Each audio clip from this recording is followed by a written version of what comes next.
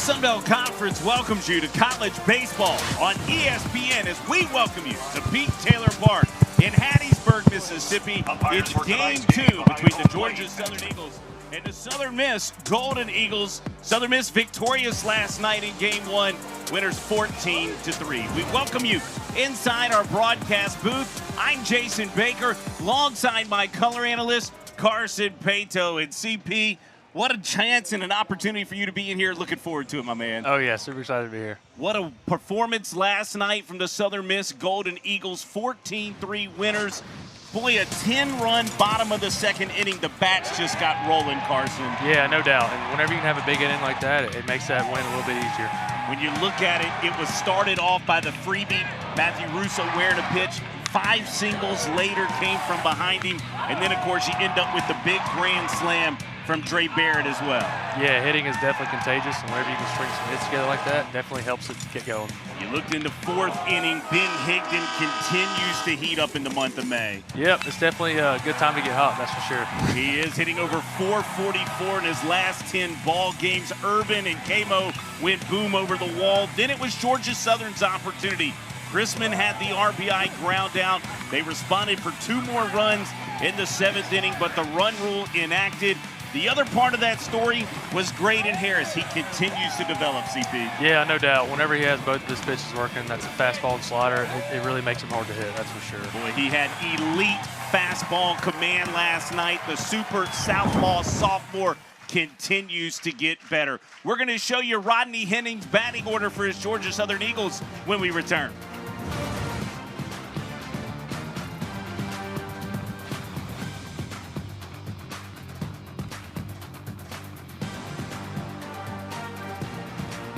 Rodney Henning's ball club in the batting order for Georgia Southern, highlighting Grant Jordan out of the 9-hole. All 3 hits last night for Georgia Southern. Anytime you're turning that lineup over, you're doing work down there in the bottom of the order, aren't you, Carson? Yeah, no doubt. To have a good 9-hole, that definitely helps. And then on the mound, this helps. The super sophomore Camden Clark, the native of West Jones High School, making his 5th start. He continues to get better and better. Hey, that guy decided he wanted to play right field this year. Pretty special, huh? Oh, yeah. Right field is definitely a special spot. Ben Higdon out in right field and right on cue. First pitch swung on and knocked out into right field off the barrel of Bennett Edwards. A leadoff single for the freshman catcher who's hitting .295 on the year. Good swing by Edwards. He got to the 93-mile-per-hour fastball for Camden Clark. And James McCoy will be the batter. He's the 2-hole hitter, designated hitter in the order tonight for Georgia Southern. They are a ball club that likes to run, 49-63 in stolen bases on the season. This is capped right off the end of the bat, foul towards that Golden Eagle dugout.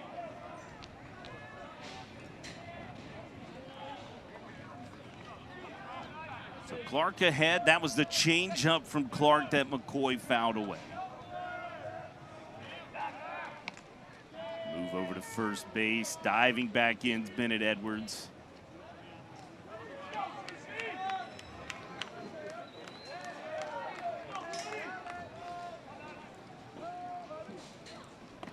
Curveball out of the hand to Clark. That one misses upstairs. A ball and a strike.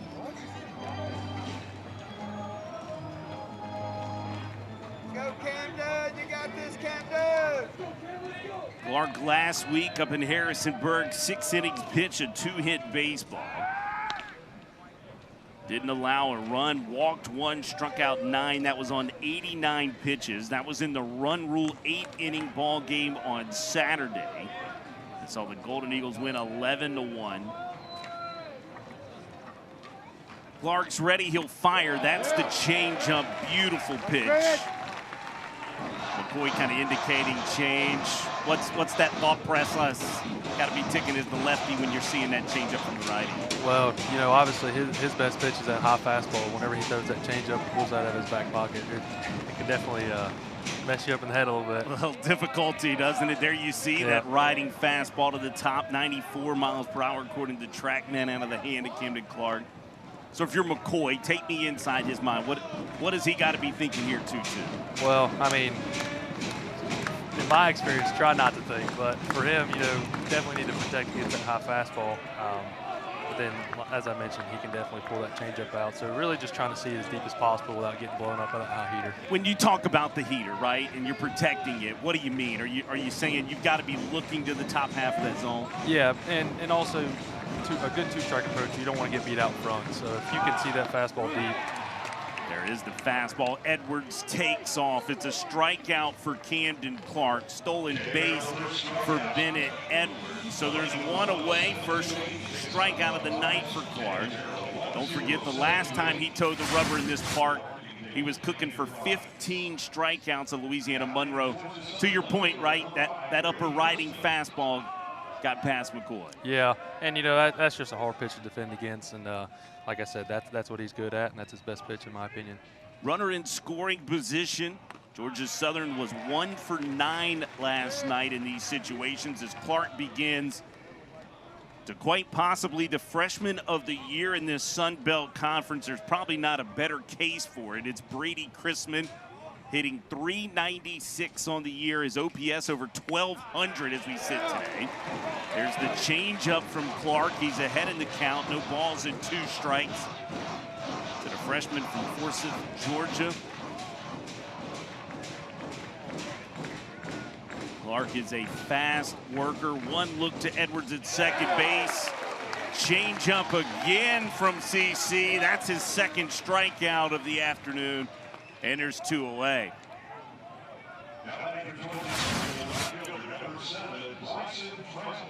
Yeah, I mean, whenever you throw that pitch, as I mentioned, that change was really good. And, you know, 2-strike, you want to defend, get beat out front, and, you know, he was able to get that hitter swinging and missing. Is that what makes it so difficult? I mean, we've seen him pop a 94 already into this ball game, and that last change up to put away Chrisman 80 miles per hour. That's what makes hitting so difficult. Yeah, you know, whenever you're able to change speeds and get a hitter on their toes, it definitely makes hitting harder than it already is, that's for sure. And then he breaks the Uncle Charlie out of his pocket, a 75-mile-per-hour curveball out of the hand of Camden Clark to Bryson Trammell. Cleanup hitter hitting .343, rides it to the top part of the zone. That's what Carson was just talking about. You got to really guard against it. Yeah, whenever he can play that fastball with that curveball, that's how you really tunnel a pitch right there. That definitely mess your eyes up at the hitter. Let's see what he chooses. 0-2. He'll go riding fastball. That's the 2-seamer, so he can opt for the 4-seamer, which is sort of spins it, riding it up to the top. He put that 2-seamer at 95, but off the dish. 11 inches of arm side run with it. Here's the 1-ball, 2-strike pitch from Camden Clark. Filth. The curveball disposes of Bryson Trammell. That's it.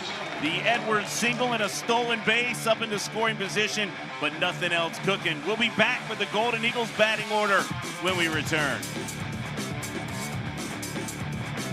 Batting order tonight, shake it up once more. Lawson Odom's in the 9-hole as the catcher, but how about Ben Higdon?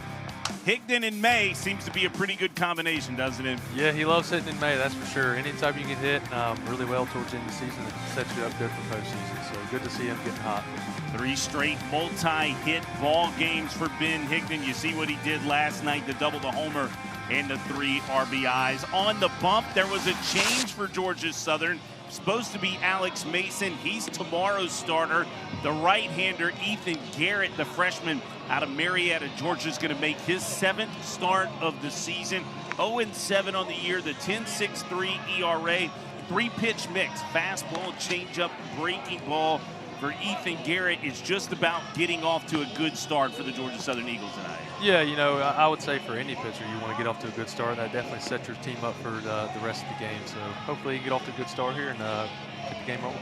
Defense has been sort of maybe not the MO for this ball club, but Grant Jordan at shortstop last night, he was spectacular. Jack Myers had a couple of nice plays as well, the second baseman, and Max Prosny, that leaping grab early in the first inning to run down a fly ball in the warning track out in center field for Georgia Southern. So here we go. It'll be Smith, Urban, Morrison They have really settled in 1 through 7 in this batting order.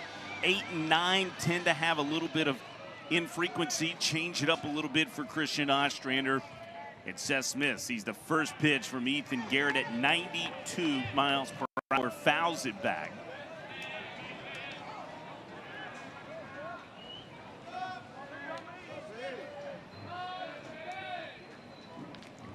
Garrett, a big deep breath. Here he comes, fires that one.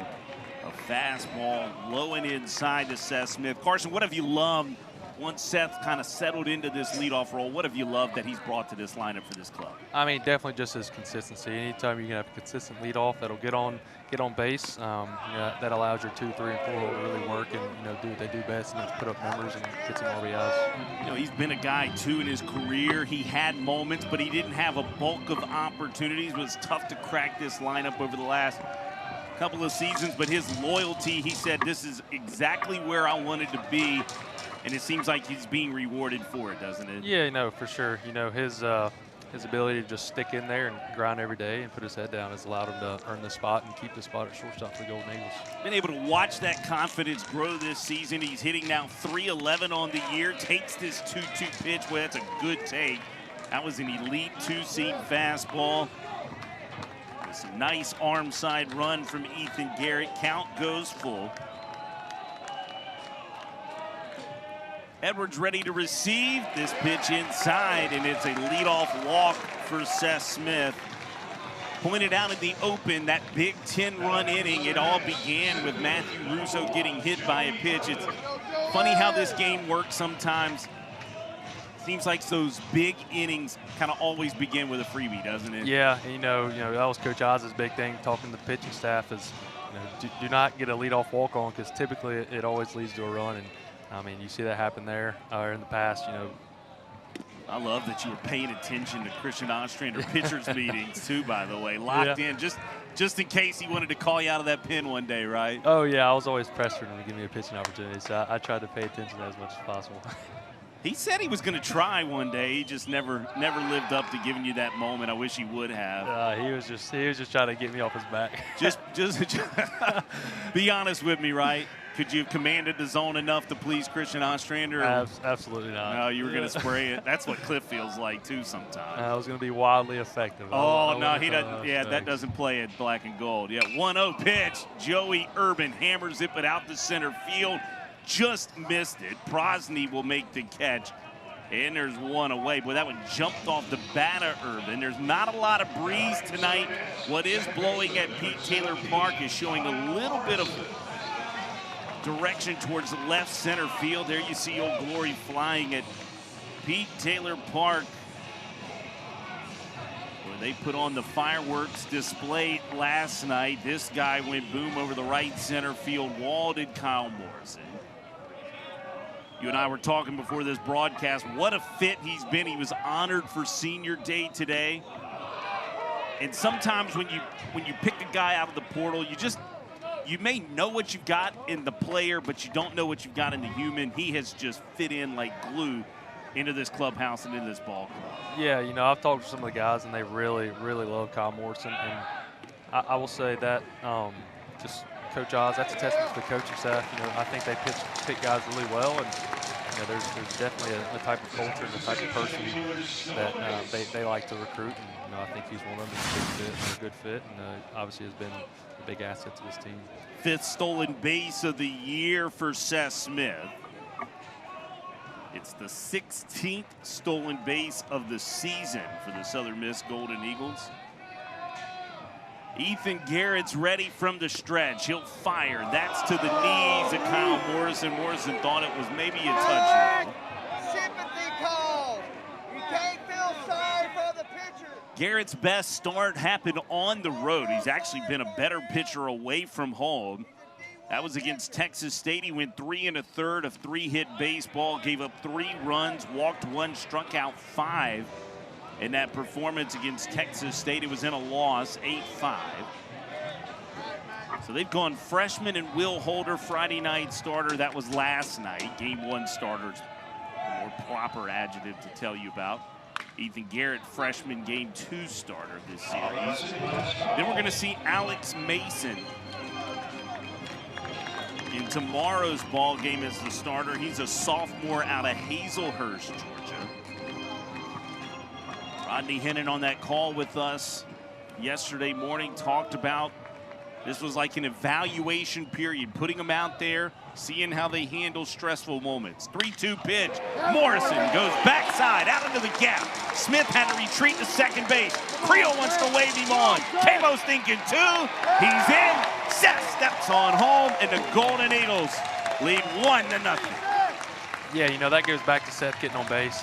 You know, anytime you walk a leadoff guy, there's obviously a chance of them scoring. And, you know, Camo does his job. You know, that's why he's here for the Golden Eagles. The coach did a good job bringing him here, and once again, he does it.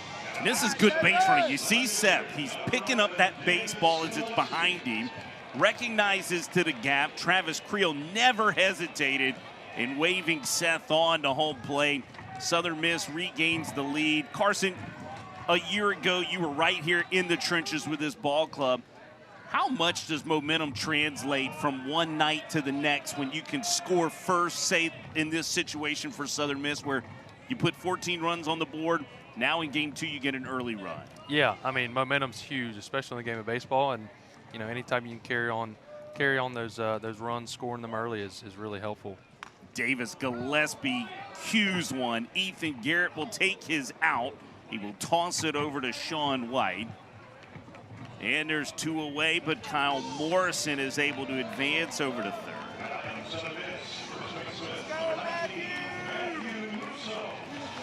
So puts a runner 90 feet away in the senior Matthew Russo, one of the 8 seniors on this ball club that was honored prior to this ball game.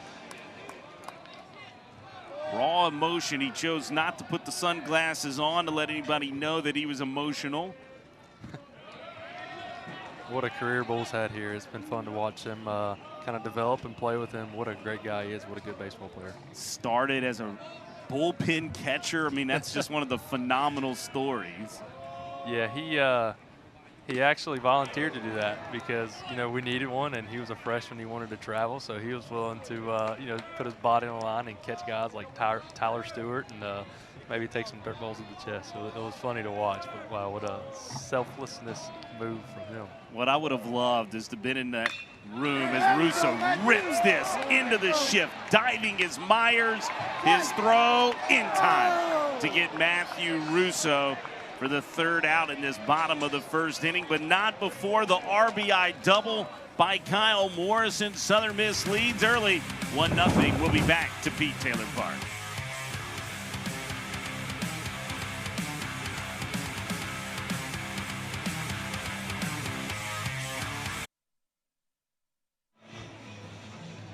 Welcome to Hattiesburg, Mississippi. Game 2 of a pivotal 3-game weekend set.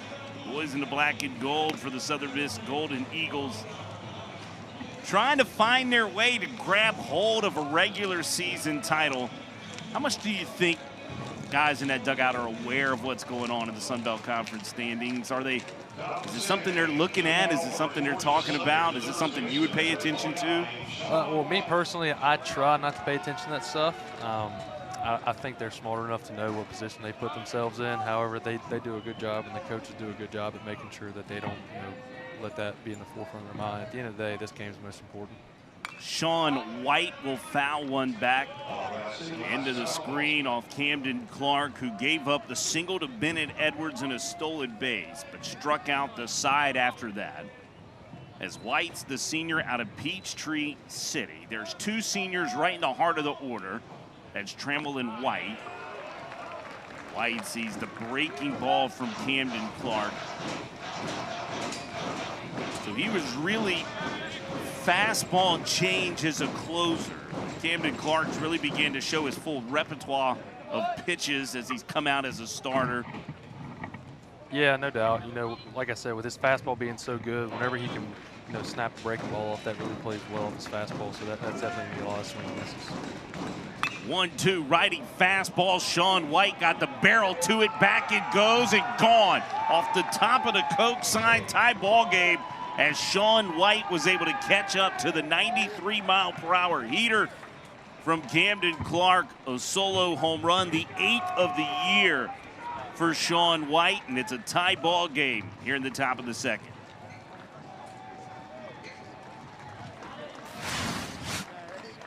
Yeah, that's a good job. As I mentioned, that fastball, especially high in the zone, is really good. For him to be able to get his barrel to it and obviously leave the yard, that's a huge win for him. First extra base hit of the series for Georgia Southern. That one was 101 off the barrel of the bat of Sean White. What a swing as Camden Clark comes back with a fastball that misses out of the zone for a ball. Here to Jack Myers, the second baseman, hitting .283 on the year. Fastball by Myers at the upper third portion of the zone. Yeah, that's where he's going to live most of the day. That high fastball, like I said, is really his bread and butter. So, I believe that they know that coming in this game, so they're not surprised at those high fastballs. When you know the scouting report on Clark is obviously he's going to try to ride it to the top. For a hitter, how do you prepare yourself? Is it something where you're trying to keep your vision up? Are you trying to think up to the top part, keep your hands high? Really, one, yeah, you need to keep your hands, try to hit the ball, top of the baseball. I know that's very common. People say it, but that's really what you want to try to do. Also, you really just want to push the zone down. And what that means is the way a fastball, when it looks righty, it really just doesn't fall. So if it looks like the fastball starts at your waist, it's really just going to ride up and it's going to be a ball. So you really just push the zone down. Really got to pick a spot for that fastball to start, which is typically middle of your thigh, and that's where the sweet spot is. 3-2. Oh, I thought you were getting a souvenir. That almost came into the broadcast booth. Yeah, I wasn't even paying attention. That was smoked me. But no, if they can really push that zone down and push that fastball down, they'll have some success off him. It's when they start chasing highs when he may get them. Curveball here. It's grounded over to Seth Smith. He'll cleanly pick it up over to Matthew Russo, one away.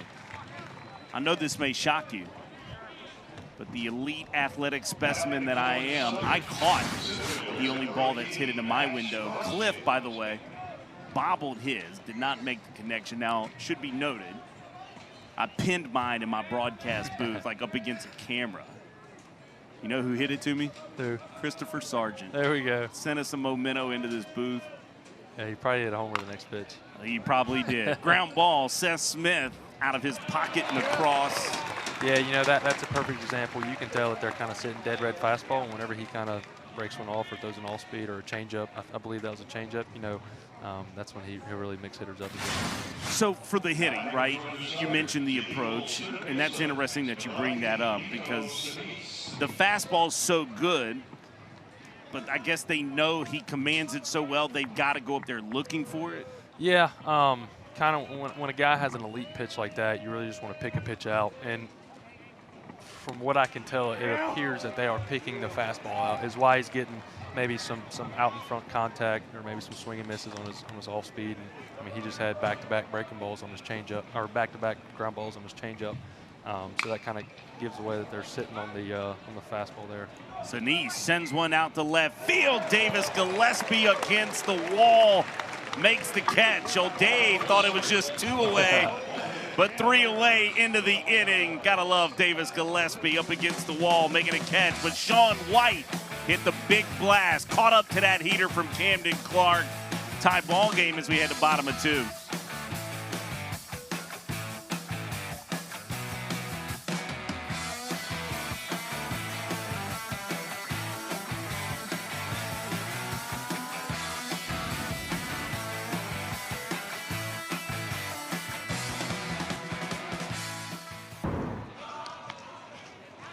Welcome back, Pete Taylor Park, Hill Denson Field.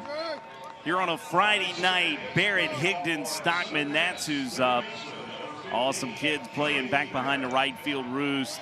How much would they try to talk to you from across the wall? Would you ever hear any kids talking to you much? Yeah, I'd hear them maybe yell out my nickname or something. Kind of hard to carry on a conversation with a big wall, but yeah, they would try, but not much I could do about it. I would love to carry on a conversation with them, that's for sure. You should have talked to them. You should have just said, hey, I mean, you had to get first name base. Every kid in Hattiesburg Thought you were their best friend, right? The kids I could see, especially in the 16-ounce lounge, I would try to conversate with them and maybe joke around with them. I couldn't really do it with the kids behind the wall. They're kind of hard to see. I didn't know who was talking to me. I understand. Copy that. Speaking of kids talking to you, did Dre Barrett, a true freshman that burst onto the scene a year ago, did he address you as Mr. Carson, or was it just Tuna Pato? How would Dre address you? He was one of the younger guys who would pick on me about my age. So he would make jokes about me being a grandpa or whatever. So I had to get used to those pretty quick. Boy, what a scene in a season he had a year ago. Kind of burst, grabbed control of that third base. What have you loved from Dre Barrett? Really just how he approaches his at-bats. You know, me and some other guys that I play with, it's very noticeable, you know, the takes he has and the swings that he, you know, swings at and the balls. He didn't look like a freshman or a sophomore. When he was a freshman, he didn't look like a freshman. He looked like a vet up there. So I can't wait to see what it looks like even a year from now when he's a junior. You know, his development is just so fast-paced, and he develops each and every year. You know, Travis Creel told us last year in sort of our pre-broadcast annual meeting, the reason Dre Barrett was going to get an opportunity, he led the team in walks in the fall. He was such a patient hitter, and he said for freshmen, that's just not something you see. Here's Ben Higdon seeing a fastball from Ethan Garrett just off the plate. Yeah, you know, as a freshman to come in there and have big league at-bats and spit on sliders in the dirt or change-ups or even those high fastballs we mentioned earlier, you know, that's not very common coming from a freshman. Not very many freshmen do that, that's for sure. So I guess you and Higdon will always be connected. We were talking about this story a little bit last night. The senior out of Paducah, you graduate, move on into real life. It happens fast, by the way, right? Higdon decides he wants to go play right field. He was the left fielder for the back half of the season a year ago. Did he call you for advice? Did he say, hey, what's it like? When do I catch the ball from the roost on the way out? How was those conversations? Yeah, it's funny. He didn't really have any questions about obviously playing the position. He had done that before. He did have a question about there's a tradition out there. This guy named Sam, he throws the ball out there to the right fielder to warm up in between innings. And he was like, where do I look? Does he throw it to me? Do I have to take a ball out there? I was like, nah, man, he'll have it. Just go out there, he'll throw it to you, catch it, and then throw it back when you're done. That's it. Be honest with me. First time you went out there, was it pretty daunting to be like, all right, now I got to turn around and throw this through the trees back to the guy in the roost? Yeah, so it's like I said, Hig asked me those questions. I was asking Slade those questions when I went out there because he played right field for me. And I was like, were you nervous? He was like, yeah, a little bit, but it'll be all right. I was shaking in my boots. Oh, I went man. out there. I threw a ball and missed. I think I hit somebody behind. I was so embarrassed. Yeah, I could imagine. That would have been my thought is I hit Mrs. Sam right in the forehead with a baseball. That wouldn't have been good. Ethan Garrett off the mound. Fires a fastball that missed inside. Ben Higdon's going to take his walk. And there's two aboard for Tucker Stockman, tonight's designated hitter. Garrett's already walked 3 batters tonight. This has been sort of the kryptonite for this Georgia Southern staff. Rodney Hennon was talking with us yesterday. He said it's been more about the self-inflicted moments, essentially creating free passes, putting too many men on. Stockman going to go sacrifice a beauty. Got a chance to beat it out, and he does. How about Tucker Stockman? Oh man, that was a very good bunt. You know, him go up there and lay that down, and tell you what, that's something you don't see every day. Is Tucker Stockman beating out a bunt in the infield. No, I didn't have that on my bingo card tonight either, Carson, but here we are. Things get crazy. We're going to talk to Tucker Stockman in the top half of next inning. Anytime we put that TV interview request in, there's no telling what kind of night Tucker's going to have tonight. Lawson Odom, 9-hole hitter tonight. See slider from Garrett to begin the AB. Law Dog looking for a fastball from Garrett. Just trying to move this baseball is Lawson Odom. Bases juiced. Yeah, right here, your primary goal is really just to get the ball in the air. If you really any contact, but ideally a ball in the outfield will help because, you know, I mean, you'll take a run, but you prefer not to trade it for 2 outs. So a fly ball in the outfield will really help us here. 1-1. This is Scott, shallow center field. Jack Myers is underneath it. He'll make the catch. There's one away. And, you know, that's a big out right there. You know, to have one out with bases loaded, that's much better than no outs with bases loaded. So right there you can set yourself up for the double play, so that's big for Georgia Southern. So you get this opportunity to turn the lineup over now for Seth Smith. It's got to be a little bit of a confidence boost for Ethan Garrett as well, as you mentioned. Grabbing that out with the bases loaded.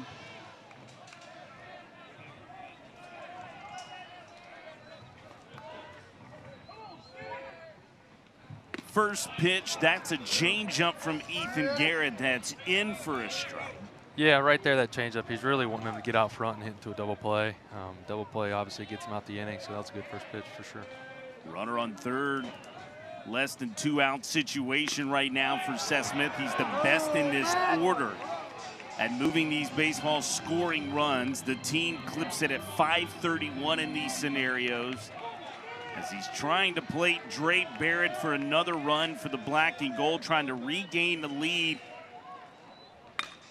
And he will. He'll move the baseball. It is grabbed by Grant Jordan. Touches the bag at 2 to throw over to first in time. 6-3 inning ending DP. Top of 3 we go here at Pete Taylor Park. We're coming back to visit with tonight's designated hitter, the everyday catcher, and Tucker Stockman when we return to Hattiesburg.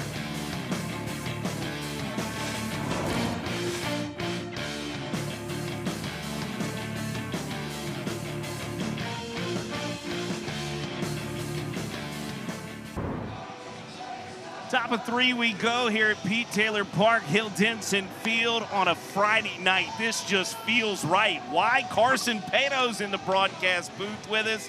And down in the dugout tonight, joining us for our in-game interview. It's the everyday catcher tonight, designated hitter, Tucker Stockman. Tucker, bunt for a base hit, man. You just add into the repertoire of your game, right? Yes, sir. Trying to figure something out there, but yeah, it was awesome. Tucker, Carson Pato's up here with us. We were just talking earlier in one of the other innings. Camden Clark, what's been your impressions? You've caught him as a closer. You've seen him as a starter. What have you loved about what we've seen from Camden Clark this season? Oh, man, he's been so consistent, and he goes out there and competes so hard, so well every day, every time he gets an opportunity out there, and he fills up the zone with really good stuff. And so can't really ask anything else or anything better out of a pitcher. Tucker, what's it like when he gets into this rhythm? He is an extremely fast worker. Do you like that as a catcher? Oh yeah. Oh yeah. It's really nice to have a pitchers get in there like that. I mean, it doesn't necessarily make you mad if a guy's kind of taking their time, but when a guy's working fast and getting outs and pounding the zone, it's pretty awesome. Stuff. Grant Jordan fouled one off his foot. That seemed like that hurt. Tucker, Carson here. Good to see you, Stack Meat. Great to see you too, Big Tuna.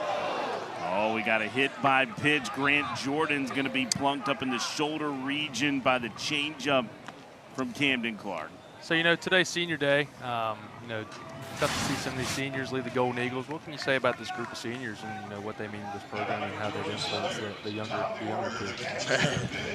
Well, I could probably talk for about 30 minutes about this, but to keep it short, this is my 4th year here, so it would be my senior year if I wasn't redshirted. So a few of the guys came in with me, like Kobe, but man, this group of seniors, Bull, the transfer guys we've had come in, it's just, they've been an amazing class. They're some of my best friends in this entire world, and they've made a difference, an impact on my life, but they've made an impact on so many people's lives and done so many amazing things here at the Pete. So it's really sad to see them go, but it's nice to be able to celebrate them a little bit. Yeah, no doubt. I mean, I obviously play with you guys too, and I can definitely agree with that. They are definitely some good people and good friends. And you know, a lot of people don't know this. Tucker just graduated with a physics degree. Tucker, what'd you change your major to last minute? So What'd you change it from? I've started my freshman year in polymer science here, and then after my freshman year, I've kind of figured out the scheduling was going to be really bad with polymer, and so I changed to physics. Yeah, he decided to go to an easier major and went to physics. Tucker, I'm going to speak on behalf of the rest of the Southern Miss fan base and Golden Eagle Nation. What the heck are you going to do with a physics degree? Well, the plan initially was, first off, to give me a wide range, like a pretty wide range of options to go into. But then also I was thinking I wanted to go in engineering, and I didn't really know what field of engineering. So I was like, well, I can just kind of get a good baseline of everything. And since then I've been thinking and thought a lot more about it. And I'm getting my master's in kinesiology this year. And so I'm trying out something different and seeing how that goes. James McCoy with a single out into right field. First to third goes Grant Jordan. Going to put runners on the corners here with one away for Georgia Southern in the top of 3. And so, Tucker, let me ask you this question. You mentioned Colby. Has there ever been a more contrasting individual from who he is in the dugout to who he is on the mound? The intensity that Colby Allen brings, what is that like from a catcher's perspective, but then also from a guy that obviously you started your career with? Man, it's awesome. It really is awesome that he can do it so well with so much intent while he's out there, but then also be such an amazing teammate when he's not out there. It's not many people can do that, and it's pretty impressive that he can and how well he does it. Boy, he has done it to the tune of an impressive career. The other guy I've got to ask you about, Cross Sibley. He's a guy, next appearance will be appearance number 98 in his Golden Eagle career. I don't know how many of those you've received, but it's been a pile of them that you have caught of Cross Sibley. What has Cross Sibley meant to this club? Oh, man, he has meant a lot. I mean, that many appearances, that tells you how many games he's made an impact in, and that's taking it lightly too. And so he's an amazing guy, just such a great guy. And yeah, it's the same thing. Like, it's a pretty common theme with guys who start their career here and finish their career here. It's that they come out and compete every day with intensity while they're out there, but then they're also such amazing teammates on the field, off the field, in the dugout, everywhere. And so it's awesome. I can't say enough good things about this senior class. Big moment here for Georgia Southern. They've got 2 on, 1 away here in the top of 3. It's a 1-ball, 2-strike count to Brady Chrisman. And Camden Clark goes off the dish for a ball.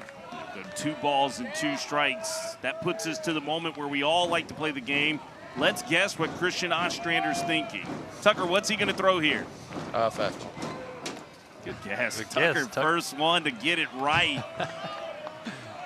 All right, we're gonna play the same game again. This time it gets a little trickier because it's 3 balls, 2 strikes. Tuna, what are you going with? I think he's going to go breaking ball. Coach Oz is not afraid to call 3-2 breaking ball. 3-2 breaking Exactly ball. right. Good call. Come on, Exactly right. Carson Pato was thinking like the mind of the Wizard of Oz and Christian Ostrander. It's another strikeout for Camden Clark. That's the 5th of the afternoon. Tucker, I want you to be as honest as you possibly can be with this next question, and I know you will. Are there ever times when Oz calls a pitch and you're like, what is he thinking? At the beginning of my career, yes, especially in scrimmages. It was crazy, and I had never experienced anything like it, but it pretty much always went in our favor.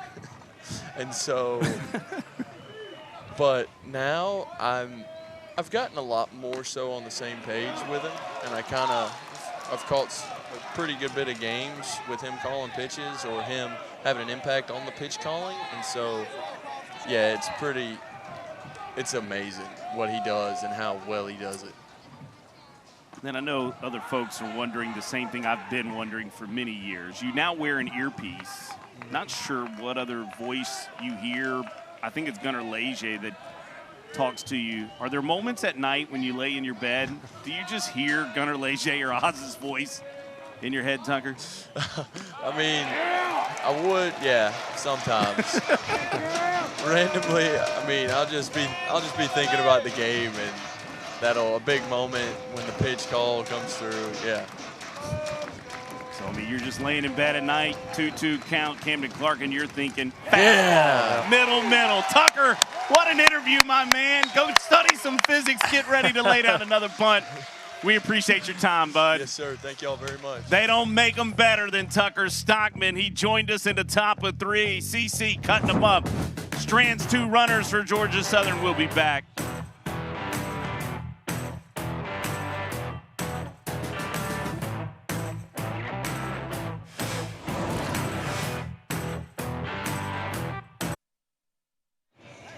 Pete Taylor Park, Hill Denson Field on a Friday night as we go to the bottom of 3. How about Camden Clark? Stranded 2 runners.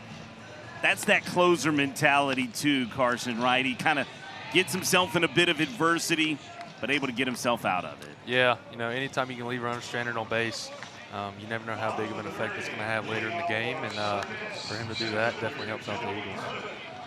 How about Tucker Stockman? That was the elite interview, wasn't it? What a great guy. What a great guy Tucker is. Started in the polymer.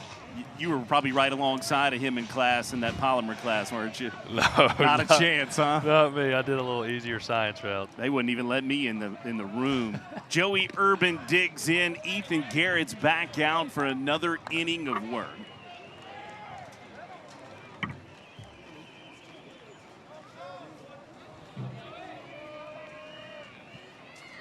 Urban 0 for 1. He flew out to center field in his first at-bat tonight as he spits on the slide piece from Ethan Garrett.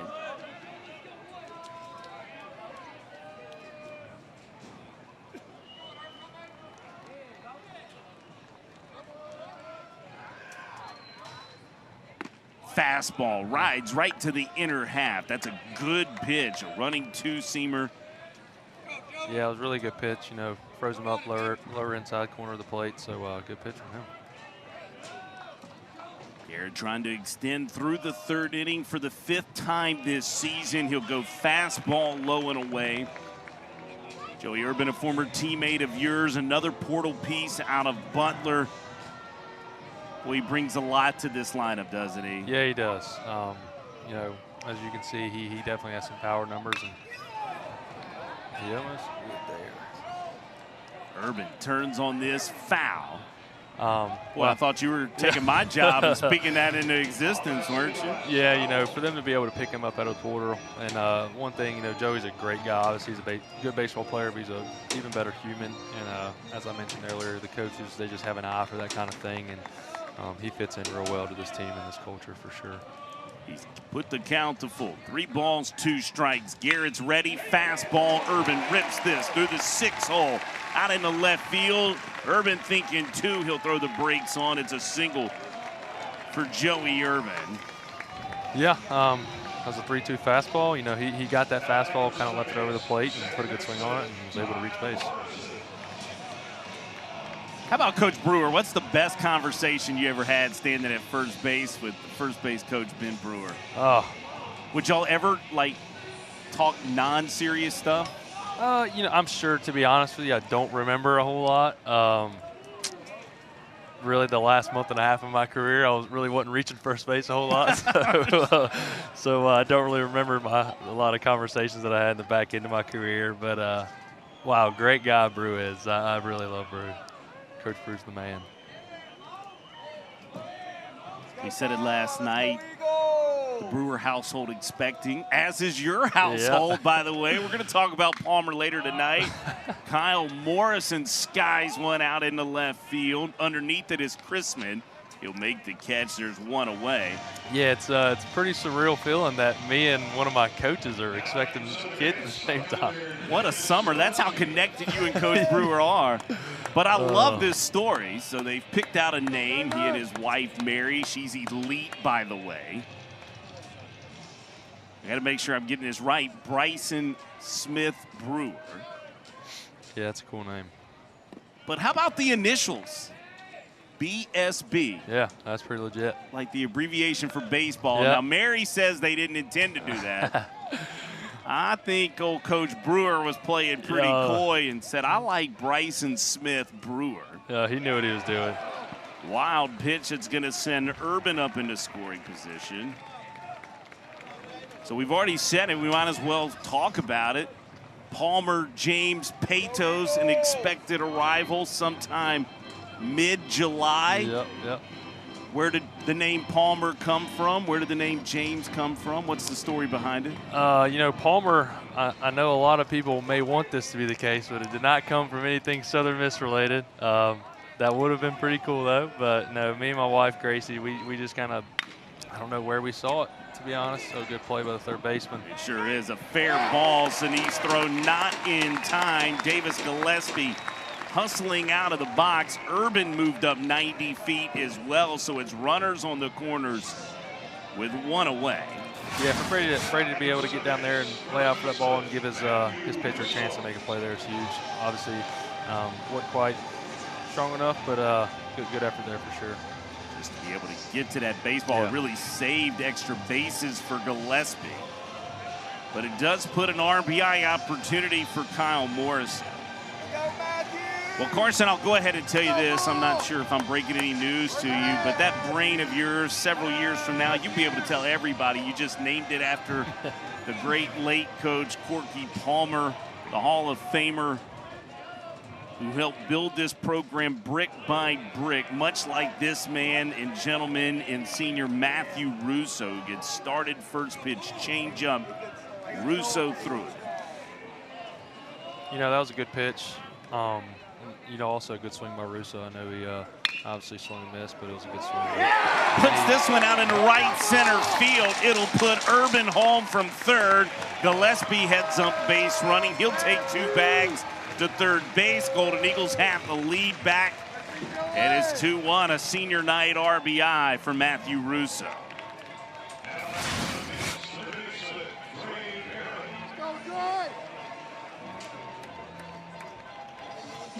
He can find those moments, Caney. It just seems to find him at least. Yeah, he is very clutch. I've actually said that to many people. He is the guy you want at the plate whenever you need a run in or even a walk-off. He has a history of walking off a lot of games, but he's definitely Mr. Clutch, and that was a big RBI for the Eagles.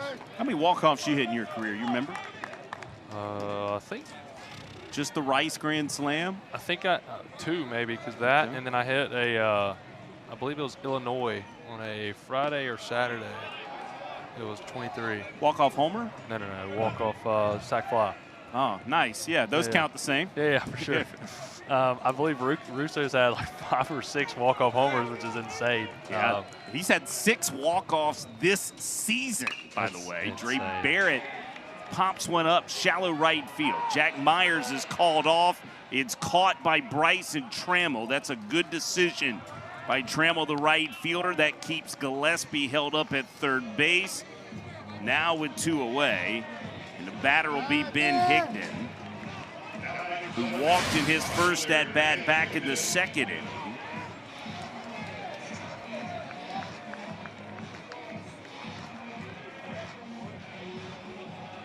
Garrett trying to get through the third. Ethan Garrett, tonight's starting pitcher for Georgia Southern. Like the way this freshman has competed and battled. Trying to backdoor breaking ball to Ben Higdon.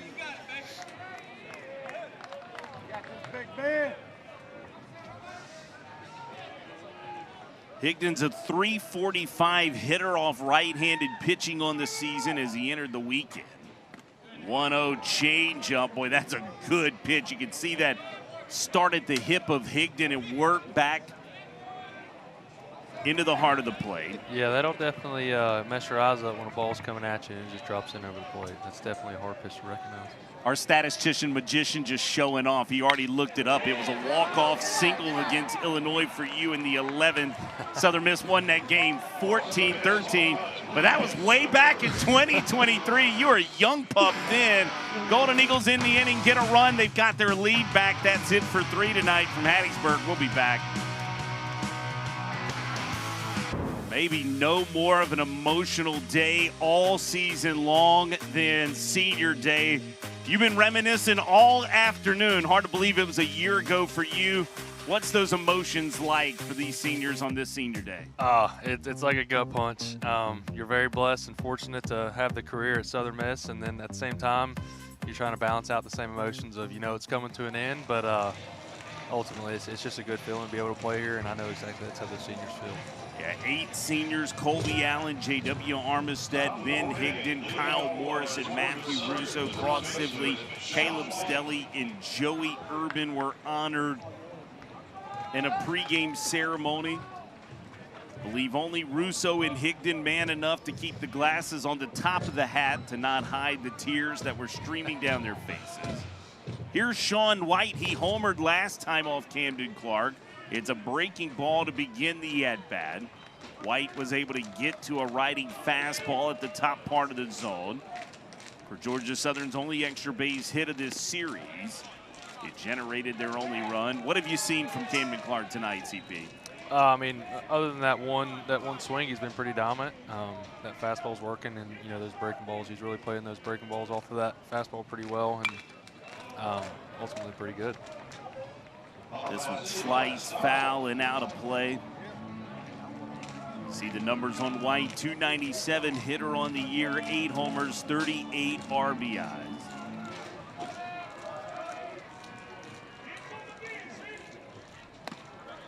This one rides high and tight. That was a changeup that sort of worked out of the hand. Boy, Clark's a demonstrative kind of kid. You can see him kind of agitated with himself. He didn't find the zone with that changeup. The transfer from PRCC fires here, a fastball. White gets another barrel. This is 103 off of it, off the top of the wall. Urban will keep it in play and get it in. It's a double for Sean White.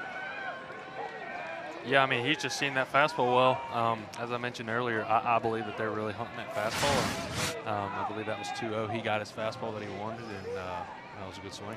400 feet to dead straight away center field at Pete Taylor Park. That baseball was hit exactly 400 feet, but it stayed in the ballpark by that much. That hurts. Hit 400 and not get anything for it? Man, that hurts. A double's cool, but to miss a homer by a couple inches, that hurts. So what you think Sean White's thinking at second base right now? Was robbed? Oh, he already hit his homer for the day. He's okay. Oh, okay. It's a fair point. Yeah. I don't know. You were a fan of multi-hit game, homer games in your Golden Eagle career. It's funny. I didn't have my first multi-homer game until last year. Oh, really? Until your senior year? You want to go ahead and enter Carson Pato trivia night? I've got it queued up and ready. Are you ready? You want to drill you? Yeah? Let's do it. All right. True or false? You hit more doubles last year or your redshirt freshman year? Slide piece from Camden Clark. Down goes Jack Myers, one away. I'm going to say my redshirt freshman year. Yeah, that's why you're not paying attention. Your senior year, 18 doubles a year ago. Did you know you had that many? I did not. I thought my redshirt freshman year was a better double year. Top 5 in doubles all time in the history of this school. Do you know where you ended up in the homer column all time? I have a funny story about that. I believe it's 4 or 5. Wild pitch here from Camden Clark. White's going up 90 feet. Myers, this would be a huge opportunity, or Pronzi would be a huge opportunity for him to be able to get this runner on third base, less than 2 outs. So see what he can do here. Now I have a funny story. I believe I finished 5. You did, 5th all time. Great story about this. So I forget who we were playing. It was probably 2/3 way through the season. Slade Wilkes texted me. We were tied at the time in homers all time. He texted me and said, "Hey man, don't beat me by 1. Go ahead and hit another." Okay. And I was like, man, I'm trying. I've been in a slump, whatever, like joking, like I'm trying, whatever. Went the rest of the season, didn't hit a homer until my last at bat. Hit a homer to go up 1 on Slade. So oh man. It's Slade after the game. He's like, "Man, I told you not to beat me by 1. Come on." And it was like, we're just joking about it. You know what's going to be epic about that? many years from now when y'all have baseball reunions, you're going to be able to always remind him that it took your last at-bat, but you were able to find that way as a hot shot hit into the Eagles' dugout. That'll send them scattering and wake them up. But you're always going to be able to have that over Slade. Don't ever forget that. Yeah, we joke about that every now and then. I didn't realize until after the game we brought it up. That was pretty cool. Good stuff. Max Prosney trying to find a way to drive in a run for Georgia Southern. Camden Clark's already had Georgia Southern strand 3 runners on the base pass. You see what Georgia Southern is tonight with runners in scoring position. They were 1 for 9 last night. Clark kicks and fires. The fastball is lifted. This should score a run. Higdon's charging. We'll see if they try. And they don't. What a throw from Ben Higdon. The ball looked more in the gap off the bat, but Higdon took control of it. You see him saying he was thinking it was going to the gap, but it worked more at him. But he has played right field nicely this season, hasn't he? Yeah, he has. He's made a couple good throws home, just like you see there. Kept him from advancing, so it's a good throw by him. What's the key to that?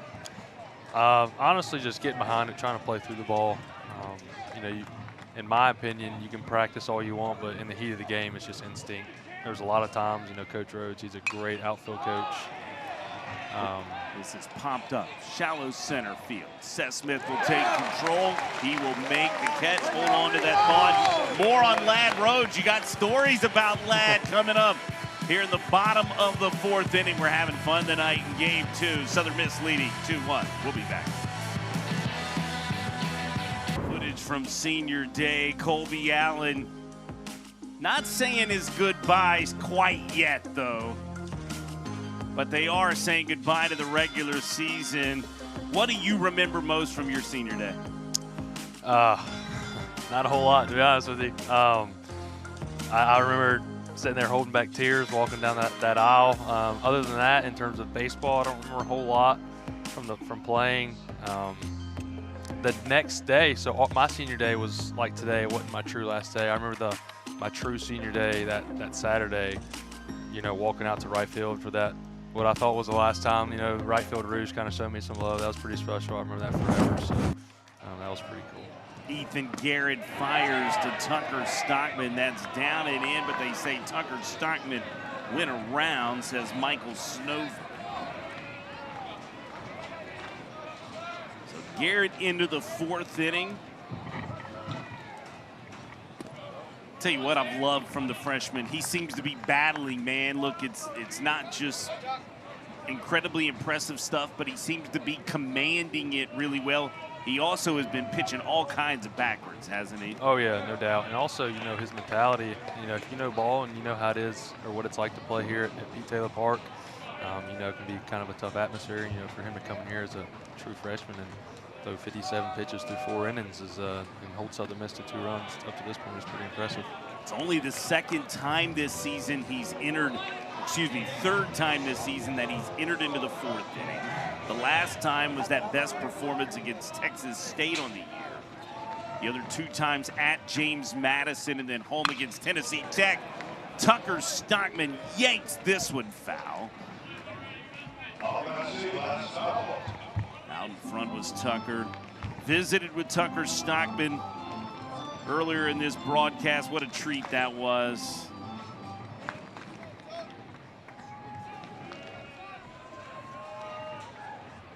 (3-2). This one off the handle of the bat. Sinise will grab it. The third baseman's across the diamond. That's in time. Over to Sean White to get Tucker Stockman, and there's one away. Yeah, that's a good pitch for him to be able to run that fastball in under his hands. That's exactly what he's trying to do. That's what he does with his fastball. That's the purpose of it. So it's a good pitch there and obviously a good result. Yeah, Ethan Garrett working with 15 inches of arm side run on that 2-seamer. Able to start that sort of to the heart of the plate and then run it in as Carson talked about. There it is again, right on cue, right to the inner half, the Lawson. Yeah, and that ball as a hitter, as a right-handed hitter, it starts probably outer third and it runs in inner third. So it's definitely a hard pitch to pick up. It can be one of the more difficult pitches for sure. What was your favorite pitch? What was like, what did you want? If you could just get one groove to you, what was it? You know, oddly enough, I like the high fastballs for whatever reason. Letter high? Letter high, maybe a little bit below the chest. That was my favorite pitch to hit. For whatever reason, I feel like I could really turn on that pitch. Obviously, I could give you a silly answer. I'd say I love the middle fastballs. I mean, everybody. But I don't believe that to be so. Not everybody enjoys that. That's right? fair. Yeah. No. I mean, I like them as middle as you can get them. But if we're being serious here, the high fastball for whatever reason, I always swung at it, even though coaches may have told me not to. For whatever reason, I did. And Odom takes his walk over to first base. What's the best one you ever got that you put the best swing on in your career here at Southern Miss? You know, it wasn't even a homer, but I would say the best one that I probably one of my better swings. We were playing Ole Miss in a midweek, and I got a fastball quite literally at the chest, maybe a little higher, and I hit it off the wall for a triple. That was one of my more impressive high fastball swings. That was here at the Pete? It was. I believe that was in 2024. Pirouette throw in time to get Seth Smith, who was moving Lawson Odom up into scoring position here with 2 away.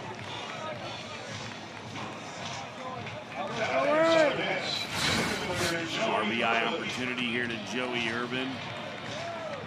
It's a big-time play from Bennett Edwards, the freshman catcher.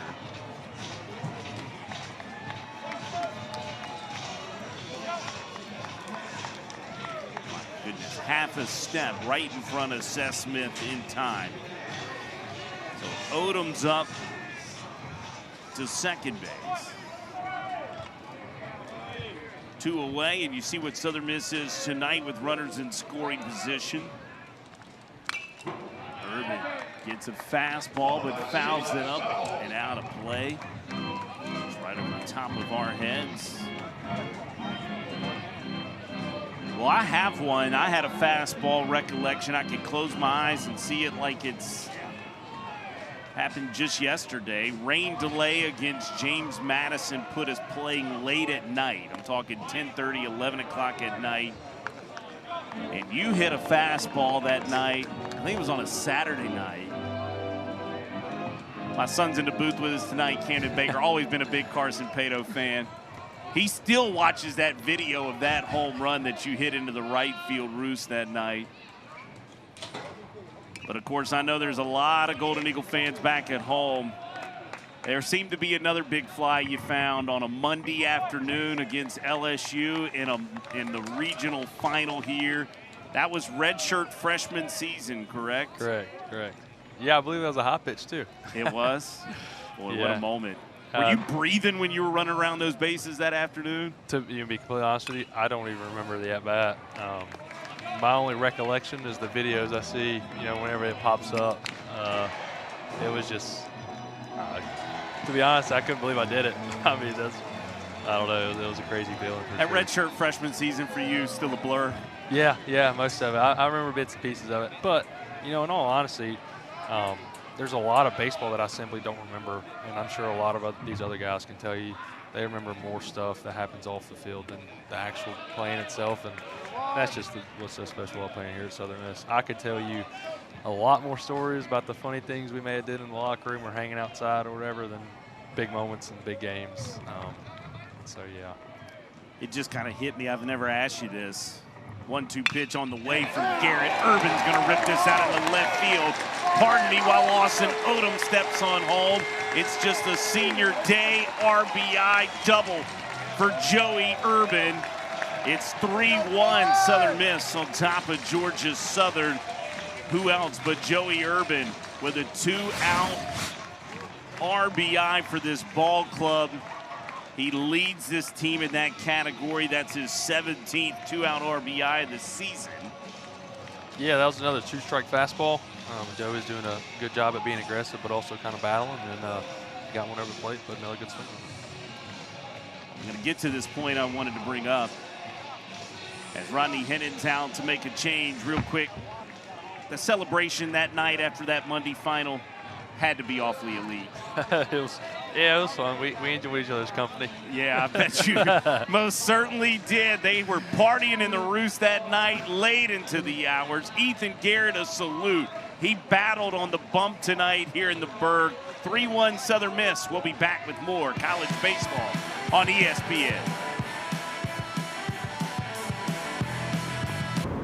Bottom of 4, we go. A run already in for the Golden Eagles, and Georgia Southern's making a call to the pin for the first time tonight. It's the left-handed sophomore Thomas Burke, 6'5", making his 18th appearance of the season for Georgia Southern, 1-2 with an 11.57 ERA. Burke's gonna be 90-92 from the left side with a slider to curve and a change, so a 4-pitch mix to pair up against the left-handed hitting Kyle Morrison. Carson, you had more of these opportunities than you can count your Golden Eagle career. For Kamo on deck, you were thinking you're facing a righty. Now here comes the change in the matchup. How do you have to flip it to take the approach to change, because you know you're going to face something different in a lefty-on-left matchup? Yeah, well, one of the obvious answer is just having their splits and their numbers. Coach Rhodes and Coach Creel do a good job at scouting that out. So does Coach Brew. They get those numbers beforehand, and they say, hey, here are his splits. He throws this in certain counts according to stats. But especially if you're an older, more experienced hitter, they say, but do what you feel comfortable with. And for me personally, if I'm right here, especially with 2 outs, runner on in scoring position, I'm sitting off speed. That's where I was most comfortable. And that's where I had most of my success against lefties, and I wouldn't be surprised if he was heavy breaking ball here. Ooh, there goes a breaking ball up high to Kamo. That one slipped out of the hand of Bird. So why sit soft? Why sit breaking ball? Well, for one, for me, that's what I was most comfortable doing against a lefty. That's how I felt like I could have the most success, was sitting a breaking ball. And to be honest with you, in terms of the IQ of the game, I don't really know an answer. I would say maybe weak contact, because it gets more swing and misses or weak contact, get the hitter off balance, something like that. Kyle Morrison grounds out to second base. More to come from Pete Taylor Park tonight. Southern Miss on top, 3-1.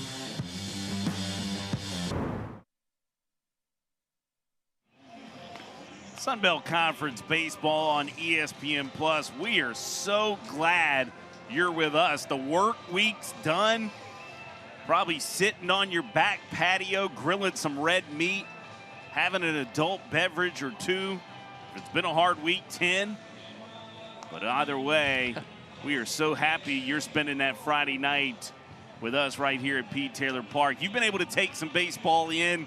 It's a different view from those stands and those bleachers, isn't it? Yeah, no, it definitely is. That first weekend here at the Pete, on the outside of the field in the stands was definitely a little weird, but it's a lot of fun out there. Good crowd, good fans, and they're very welcoming out there. So you put the cooler on your shoulder and just walked right on in, right?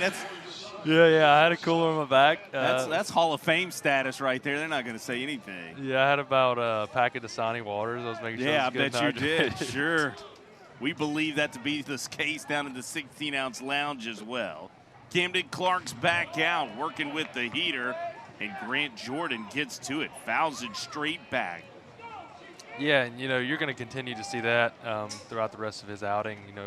I think that he loves leading with that fastball. Like I said, that's his go-to pitch, and I believe here comes a changeup. It is a changeup. This one put out in the left field off the bat of Grant Jordan. How'd you know that was coming? Saw it in his glove. Oh, okay. You guys are paying. You and Kirtland. Chris Kirtland. That's what mesmerizes him, is the ability to see that. Yeah, no, you'd be surprised how coaches pay attention to that too. It's kind of the things in general that coaches pay attention to. There's some things in my career that people just picked out watching pitchers, and they've been able to catch out their tips, and we've been able to, in a way, help us. What was the best one you ever had? Right off the top of your mind, So it wasn't necessarily one that we had. It was one that another team had on us one time at UAB.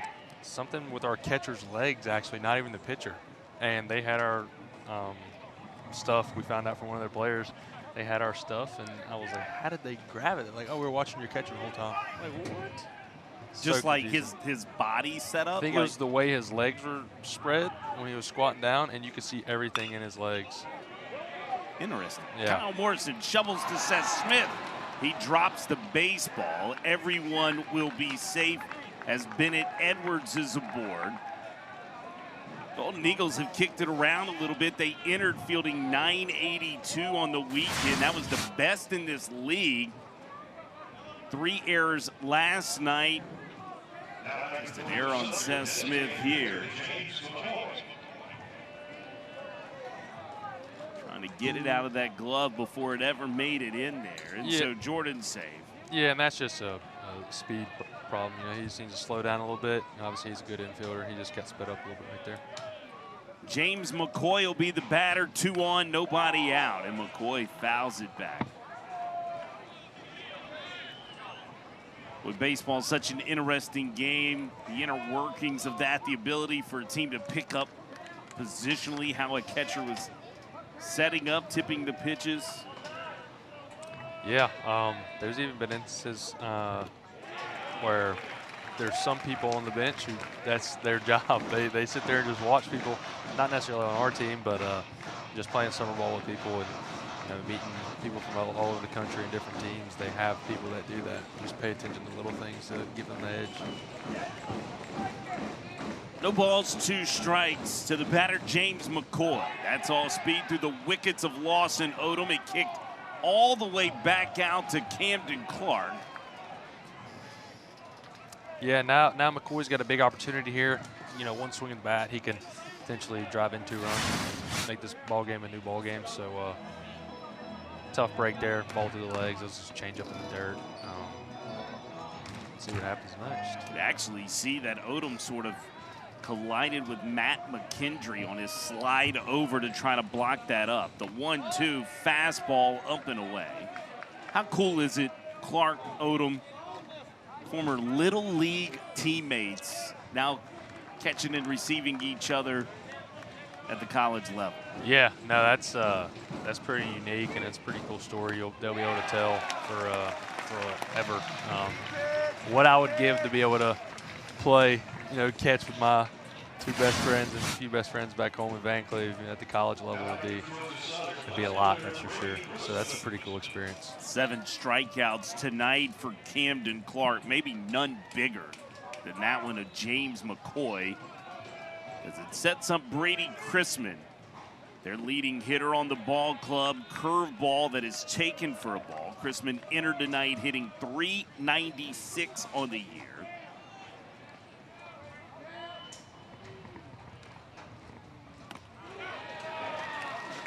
Change up right to the outer half that Chrisman takes for a strike. Clark was a starter for West Jones, was also a starter at Pearl River Community College as Chrisman chops this one foul, 1-2. But he began his career on the back end. Matter of fact, he was nominated to the Stopper of the Year mid-season watch list by the NCBWA. But right about the time of that nominee, Christian Ostrander had other plans. 1-2, those plans, starter plans. Camden Clark's got 2 on and now 2 away on his 9th strikeout of the night here. Yeah, that slider right there really plays well with that changeup. I know whenever I say that, some people may be confused because it's 2 off speeds, but you got that changeup running into the batter, and then you throw that slider, you just snap it off and it moves away. That can definitely mix up a hitter and get him off balance. And he's not shown the slider much tonight, probably 3 to 4 times. He's been more curveball shape with the changeup shape that Carson Pato is alluding to. Bryson Trammell is the batter with an opportunity. 2 on, 2 away. Clark will kick and fire, 78 pitch of the night. It's a fastball at 92, fouled back.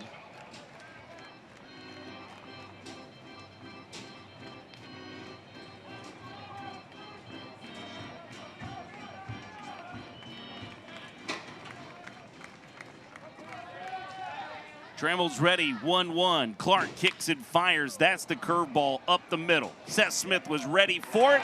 Across the Russo. Georgia Southern's going to leave 2 more. 6 stranded tonight. Camden Clark working through traffic. He's used to that in the back end, now doing it on the front end. Southern Miss leads 3-1. Back with more baseball.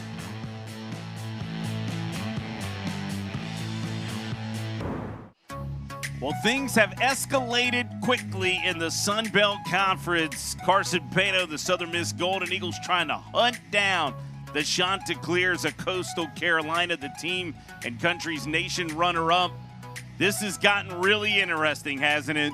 Yeah, and I would say that most would agree. This kind of came out of nowhere. If you look back 3 or 4 weeks ago, you'd have thought that Southern Miss didn't have as good as a chance as they do now to win the conference. And you look back into it, and you got 2 games left in the regular season, and they're tied for first. So it's going to get pretty interesting the rest of the weekend. Well, it sure is. 10 teams make it to Montgomery. There's currently 9 sort of scheduled, but there's a 2-team tie in 10th place in the Sun Belt Conference standings at the moment. Tiebreakers could quite possibly get involved. It's going to be a lot of fun over the weekend as Thomas Burke's back out facing Davis Gillespie. He'll begin fastball low and away. Davis, your former roommate. Oh, yeah. He is quite the baseball player, but a more fascinating human as well. He is an interesting cat, but, man, you got to love Davis. Everybody loves Davis. Carson, he doesn't show much emotion. You don't get a lot of energy out of him. You think he even enjoys baseball? Yeah, see, I would say that's just a baseball thing. You know, anybody who knows Davis on a close and personal level, he is a completely different person outside of the baseball field, and he is a super fun person to be around. He is one of the biggest jokesters. I know you can't, believe that just looking at him, but he loves joking around. He loves having fun. He is an awesome dude. No, I can believe it. He's become my breakfast buddy on the road. He's an early riser. The rest of the kids are all on late alarm clocks, barely making it on time in the hotel. Not Dave. He's up with the guys that are working businesses and up drinking coffee. And oh, yeah, that's his thing. He loves coffee. It's funny. His girlfriend actually gets him. His girlfriend and my mother-in-law, they actually get him coffee and stuff for gifts because he just loves it so much. So he's a big coffee guy. Fully believe Davis Gillespie, big coffee guy. Meeting out on the mound now with Thomas Burke as Gillespie's aboard on 4 pitches. You can see this conversation is so much about we're in a 2-run ball game right here. You can't give the free stuff up. Big innings. Last night it occurred with the hit by pitch to Matthew Russo.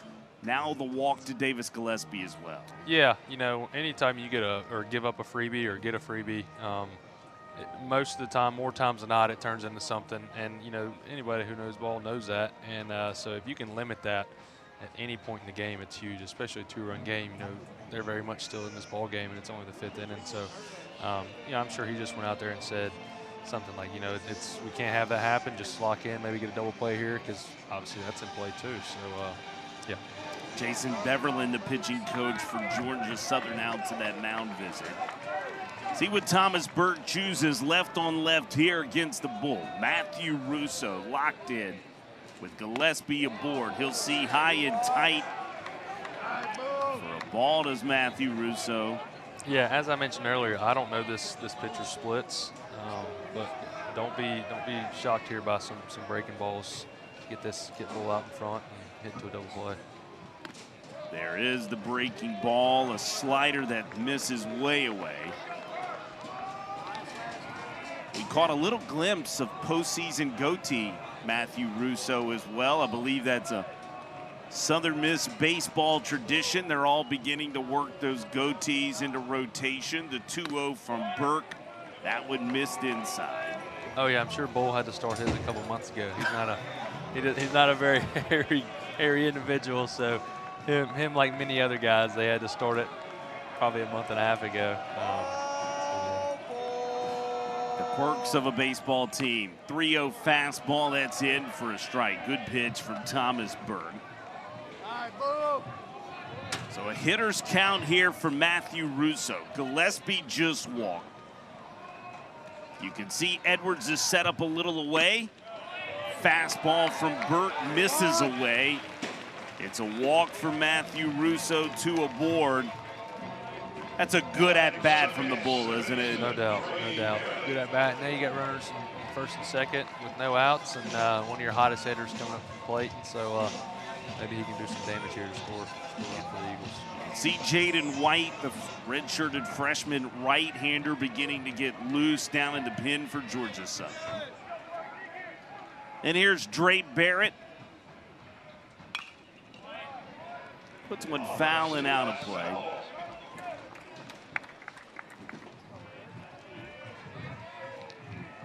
.292 on the year, 6 homers, 3 RBIs. It's .269 with runners in scoring position. Pushes this foul down to the friends in the 16-ounce lounge. Those people were quite fond of you, weren't they?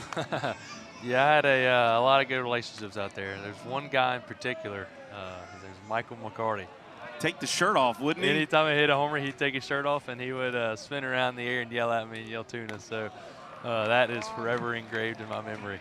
I mean, could you imagine the first time he did it? If he was there with his spouse or a girlfriend of some kind and you hit some homer and he says, you know what I'm fixing to do? I'm fixing to take this shirt off right here. No, yeah. So he has a wife, and she's all for it. They're a sweet couple. They're super awesome, and it's funny. I look over there, and she's like pointing. It's super cool. Actually, on Senior Day, I think she sent me a video. They made like a little collage video of all these videos of Michael shaking his shirt. So, no, they're a sweet couple. They were very nice to me over the course of my career. What a place Pete Taylor Park is. Oh yeah. What a place. Nothing like it. 3 balls, 2 strikes to Dre Barrett.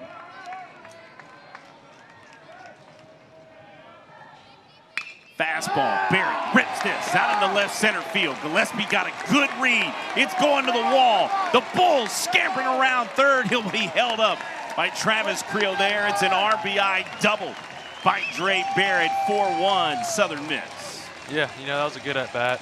3-2, I believe that was a fastball. Once again, they just kind of left it over the plate and put a good swing on it. Just happened to roll all the way to the wall and got Davis in. You can see Gillespie got that great read, recognized where it was going to be. There you see Creel holding up Russo at third base. Give an RBI opportunity for Ben Higdon, maybe a couple of them as well in a left-on-left situation here.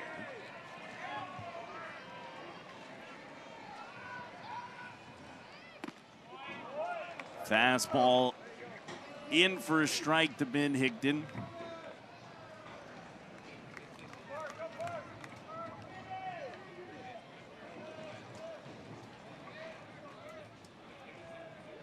Burke kicks and fires. That's the breaking ball low and away. As you see what Higdon's done with runners in scoring position this season.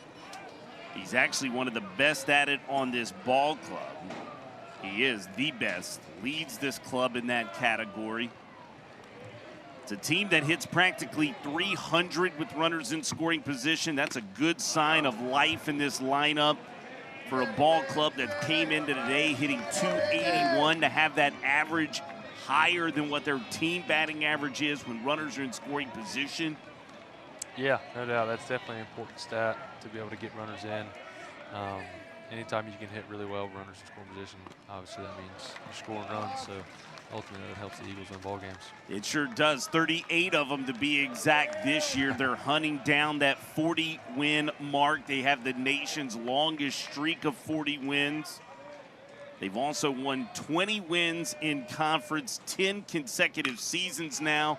Higdon beats one off the turf. Sinise's throw is across and in time to get Higdon, but Russo read down angle, scampered home from third.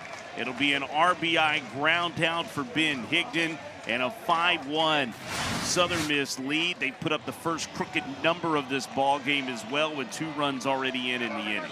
Yeah, good job by Hig getting his barrel to the ball right there and ultimately just doing a job. That's team baseball right there. One away, runner 90 feet away as Barrett also moved up and over to third base. And here's Tucker Stockman, who bunted his way on back in the second inning, then grounded out to Sinise, and that hit Stockman down on the foot. He'll take a walk down to first base to put runners on the corners. Yeah, obviously you don't want a HVP in that situation, but one positive that does come out of this is now you set up a double play, so hopefully they can make something out of that and get out of the inning with no more runs. For Georgia Southern, those have been their best friends. They're going to use a new arm to do it. Rodney Hennon's making a call to the pin. Thomas Burke's night is done. And Georgia Southern's bringing in a new arm. We'll get you the face and name when we return to Hattiesburg, Mississippi, here at the bottom of the fifth inning. New reliever is the freshman, Jaden White, out of Pembroke, Georgia, the right-hander, making his 15th appearance of the season. He's worked 17 in 2/3 innings, pitched 18 strikeouts to the 17 walks, 16 hits in that span. He's on to try to induce a ground ball. You can see him taking a moment, recognizing the situation against the 8th-ranked Southern Miss Golden Eagles. Lawson Odom's up with runners on the corners, one away. Curveball misses for a ball for the first pitch of the at-bat.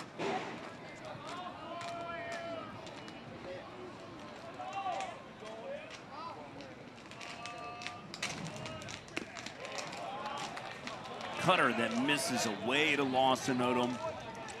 He's ahead in the count now, 2 balls, no strikes as Drake Barrett's at third base after that RBI double.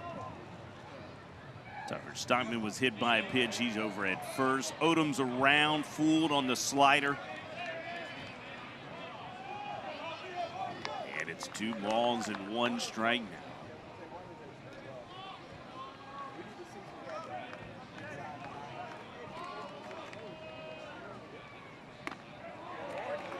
First fastball of the AB, it misses high for a ball, and it goes to the hitter's count. 3 balls, 1 strike for Lawson Odom. The junior out of Soso, Mississippi, 3-1 slices this one, foul and out of play.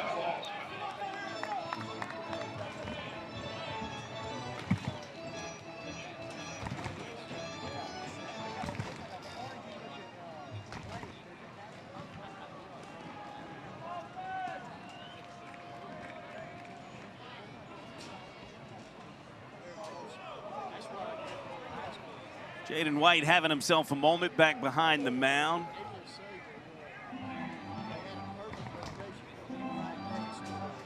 They're going to give him a moment. Trainer for this ball club out to check on him as well. That'll disrupt the rhythm to an AB, right? Yeah, yeah, definitely would. Yeah. They're going to get Jaden White out of this ball game. Not sure if they're removing him or if they're just checking on him down in the dugout. Rodney Hennon is out to talk with the umpiring crew, and I believe they are going to indicate a change. So they can have as long as they want now with a mid-appearance change, and that's what it is. So they will give the ability to warm up down in the pen, and he'll have as many opportunities from the top of the bump as well when we get the new pitcher into this ball game. So Jaden White done mid-at-bat with a 3-ball, 2-strike count to Lawson Odom. We'll be back to Pete Taylor Park, Hill Denson Field with much more Sun Belt Conference baseball on ESPN.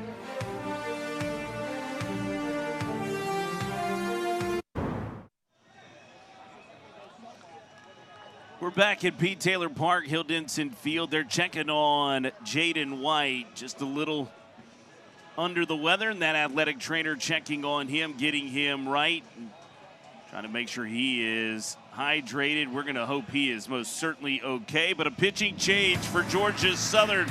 Still awaiting the face and the name to toe the rubber here at Hill Denson Field. Pete Taylor Park back with more.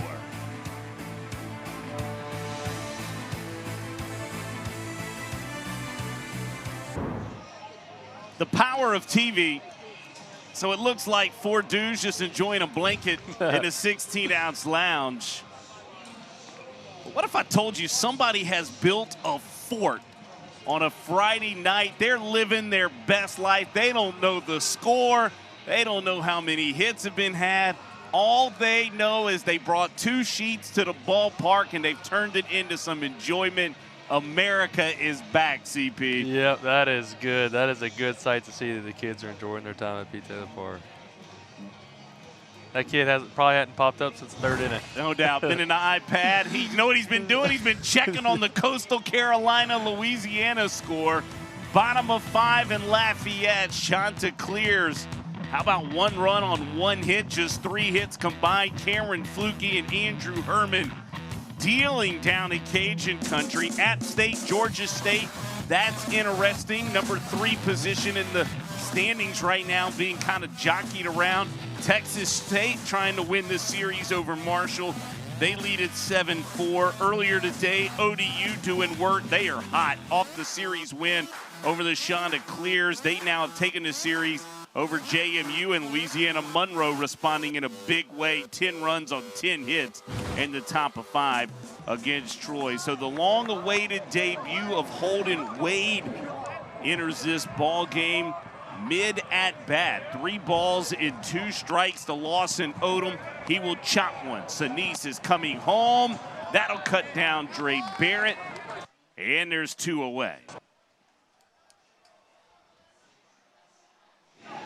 Odom's aboard on the fielder's choice. Tucker Stockman moves up to second base on the fielder's choice. And it turns the lineup over for Seth Smith. Nice play by Nico Sinise. Yeah, no doubt. Really came up, fired at the home plate, got him out, so saved them a run. And Barrett's reading down angle on that baseball, so he's reading it straight off the barrel of the bat. Yeah, and that's by design too, because you'd rather them throw you at home plate than double you up. So that was a good job by Dre Barrett to do that. Seth Smith fouls the first pitch of this at-bat back. No ball, 1 strike count. The man who hits .327 with 2 outs for this ball club. Tucker Stockman a healthy lead off second base. Big cut from the Holden Wade fastball.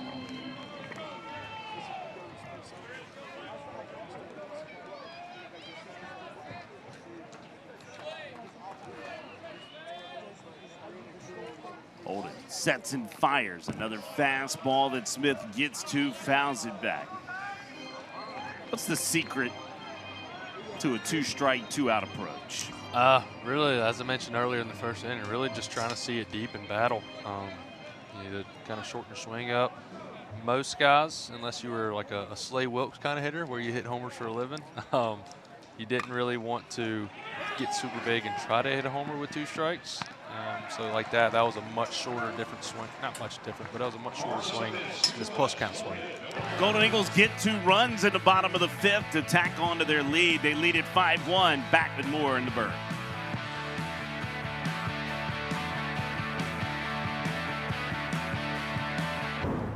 New arm in for the Golden Eagles. It's one of the 8 seniors honored. I think this guy has had just a marvelous senior campaign. J.W. Armistead out of Mooreville, Mississippi, the 6'5" sidearmer, making his 24th appearance of the season. They can be short stints. He can extend out long. Carson, he has been a really, truly valuable piece out of the pen. Yeah, no doubt. If you look at the course of his career, he's battled injuries and battled command issues. And for him to come back this year, especially his senior year, and come out here and be a huge asset to the Golden Eagles and play a big role in this pitching staff is really big for him and the Eagles. Here was the night for Camden Clark. What's been your impressions of him as a starter? I love him as a starter. Obviously he's a good pitcher. For him to be able to go 4, 5, 6 innings is really valuable and really has helped the Golden Eagles in the last 3 weeks. Boy, he had everything working tonight. I thought the changeup was really good. Yeah, I think all of his off-speed was really good because, like I said, they're really jumping that heater. And for him to catch him off balance and really snap something off or pull a string a little bit is really played in his favor. 9 strikeouts, no walks. That's recipe for success #1. How about that combination of those 2 sophomores? That's Graydon Harris and Camden Clark as well. And how about the night Sean White has had? He'll greet J.W. Armistead here at the top of the 6th. It was a homer off of Camden Clark, the only run given up. But he also followed it up with a double off Camden Clark off the top of the wall. Practically a 2-homer night for Sean White. Yeah, he was really jumping that heater tonight. And, obviously, as you can tell, he put a couple really good swings on it. Armistead comes set. He'll fire. That fastball just a tick low to Sean White. Armistead, of course, the younger brother of Will Armistead, former teammate of yours. William. Got to see Will last weekend up in Harrisonburg, Virginia. Now living in Washington, D.C. is Will Armistead. Yeah, he actually is doing an internship, I believe, under Mike Ezel, something to do with Congress. So we stay in contact every now and then, so that's pretty cool to hear.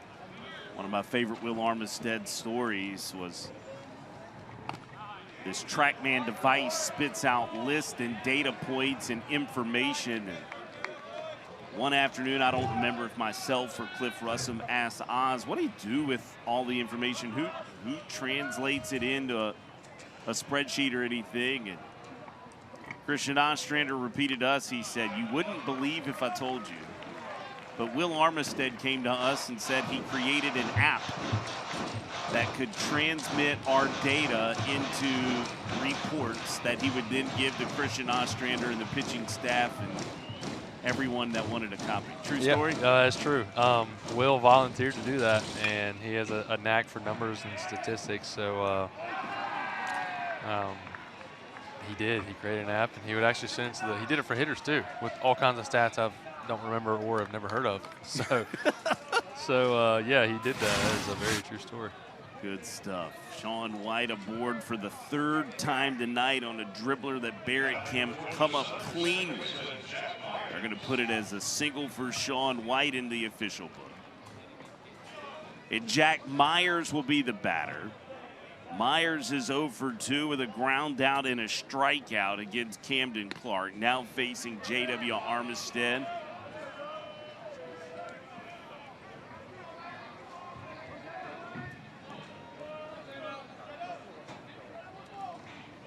This is the 19th inning of relief work for Army this season. 1-0 riding fastball up and in to Jack Myers. Right here, you really like to get a ground ball in the infield so you can turn that double play. So 2-0, not the best start for this at bat, but maybe he can get something going here and get him to hit into a double play. This one rides high out of the zone. It'll be a 3-ball, no strike count. You see that body language from JW begin to change, a little more intensity. Yeah, he's no one likes to throw 3 balls in a row. He kind of knows he's frustrated. So now he's back in at 3-1 count. So he's obviously still in the at bat. Puts that fastball to the middle portion.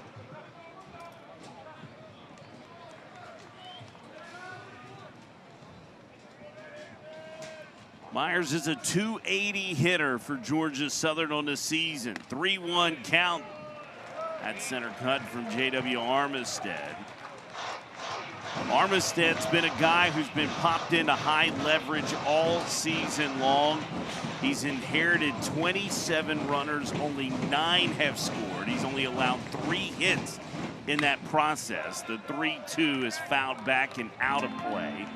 Matter of fact, in those scenarios, opponents are 3 for 21 on the year. That's a 143 batting average against J.W. Armistead when inheriting runners. Full count will do it again. Good slider. Did he go around? He did. Carson thought so. Jack Myers punched out.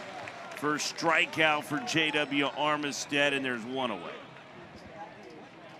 It's hard to lay off on the slider by J.W. Armistead, and you see Myers knew it too.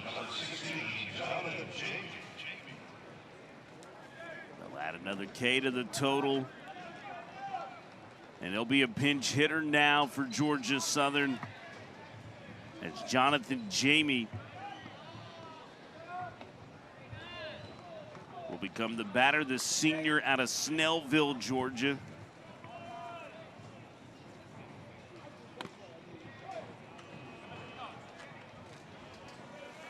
Armistead begins with a fastball that misses for a ball. So White's aboard. He singled right in front of Dre Baird on an infield hit. 1-0 fastball. Jamie spins out of the way of it.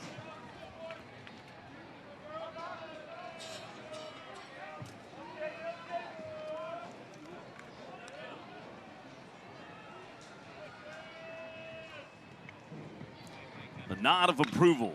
Army fires. Ground ball that's pulled foul. So what would you do with the Will Armistead data? You just pretend like you were looking at it and give Will a nod of thank you, bud. Appreciate the report in the clubhouse. No, don't quote me on this. I want to say I made a joke to Will, like, Will, what in the heck do I do with this? I have no idea what to do with it. But I see me personally, the way I played best was trying to simplify every aspect of the game. So looking at 25 different stats of how I did in the fall was not going to help me personally. I was very appreciative of it for Will to take his time to do that. It was very nice for Will. This is ripped out into right field. Higdon will see it down off one bounce. A good at bat by the pinch hitter, Jonathan Jamie. In for Max Prosny, the center fielder who had grounded out twice, and now it's 2 aboard. Georgia Southern's had traffic tonight. They have stranded 6. All of those obviously against Camden Clark. But 2 hits in the inning here with 1 away.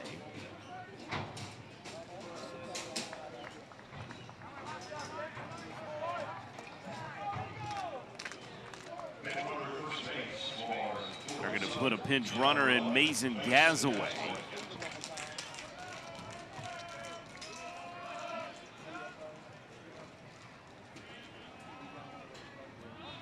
And Nico Sinise, the night's 3rd baseman for Georgia Southern, will dig in, hitting .247 on the year. J.W. Armistead fires a strike at the knee level.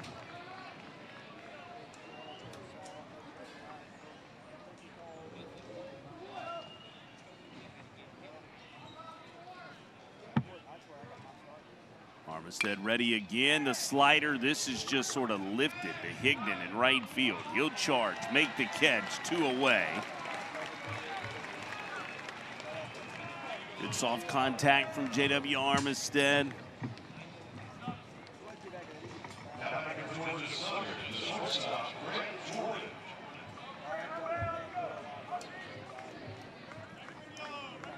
And Grant Jordan, the 9-hole hitter, up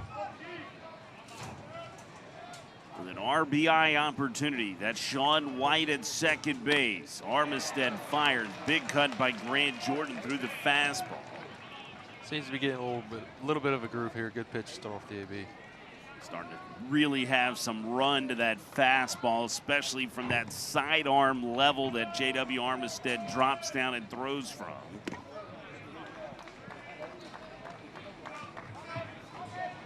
Slider that missed away, evens his count. Ball and a strike. It's funny, talking about J-Dub's brother, Will.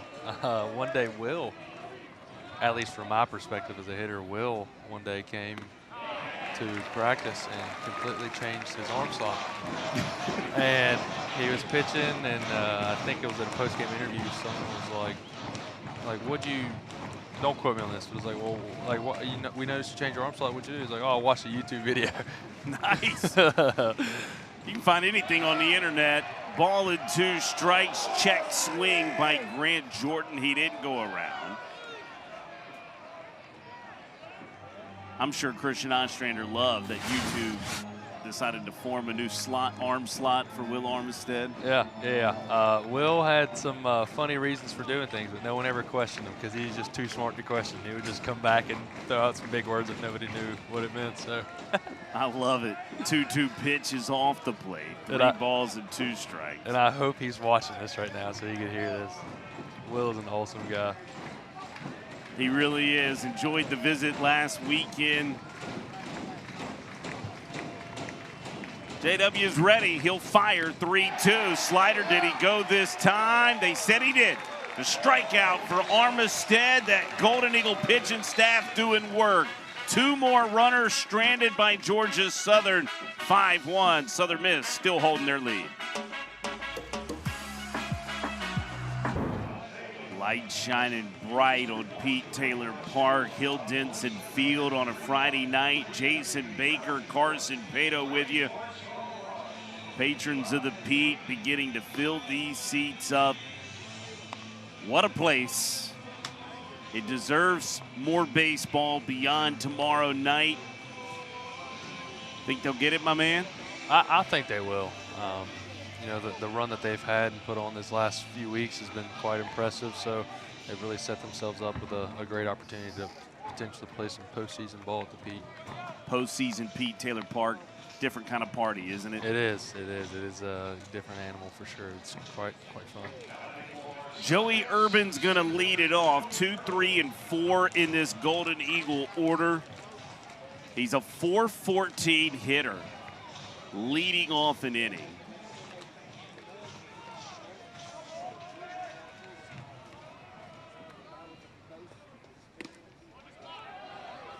Holden Wade begins. That was an elite fastball. Good spot to Joey Urban. Called strike number 1 of this at-bat. Holden Wade will kick and fire again. Another fastball. Urban's late on it. He's ahead in the count is Holden Wade. No balls and 2 strikes. It's been a 3-13 kind of year for Joey Urban. 9 doubles, 2 triples, 13 home runs. He's been hit 8 times, walked 32 times. That's 40 free passes to just 37 strikeouts on the year for Joey Urban.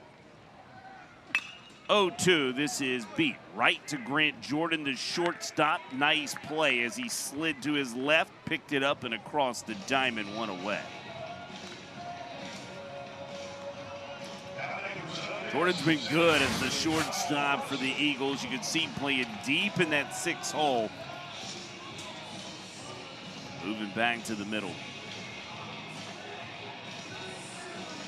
That gets you to Kyle Morrison.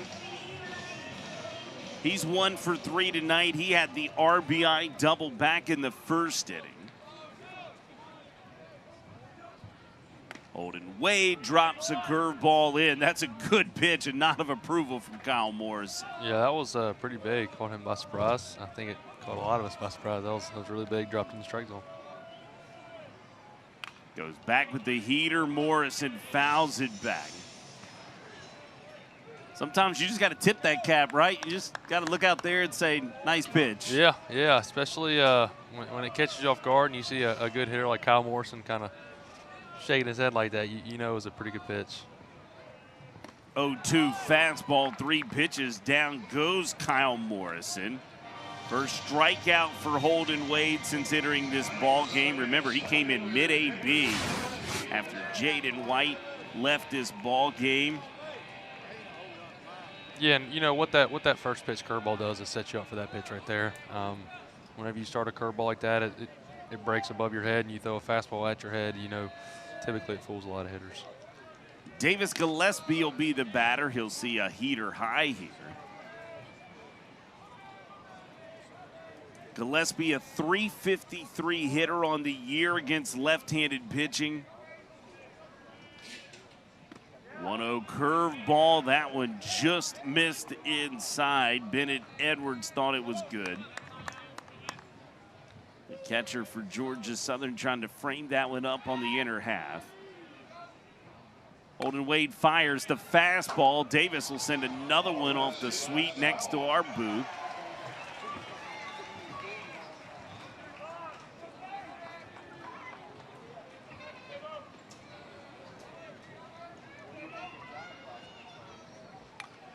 2-1. This one fouled back into the screen. Holden Wade has worked it to 2 balls and 2 strikes against Davis Gillespie. A .323 hitter on the year, 12 doubles, a triple, 12 home runs.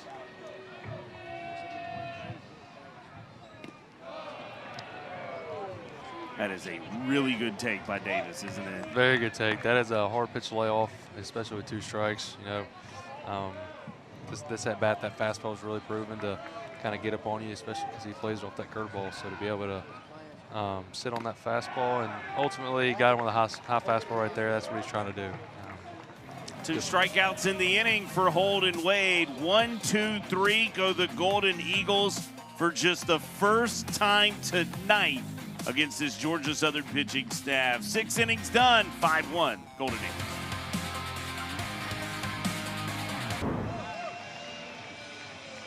A familiar face onto the bump at Pete Taylor Park. 98th career appearance for the senior southpaw Cross Sibley out of Summerall, Mississippi. There you see trying to hunt down the second position that's held by Colin Cargill and Tyler Key at the top of the spot, who actually coached Cross Sibley in one of his travel ball teams before he became a Southern Miss Golden Eagles. This has been an effective arm for a long time. CP for Christian Ostrander, what makes Cross so good? I would just say his consistency, obviously, and his funkiness, if you will. It looks different. You know, it has a lot of movement, but he throws a lot of strikes, and you can always depend on Cross to come in there and get the job done. How difficult is he on lefties? For me, personally, it was very difficult.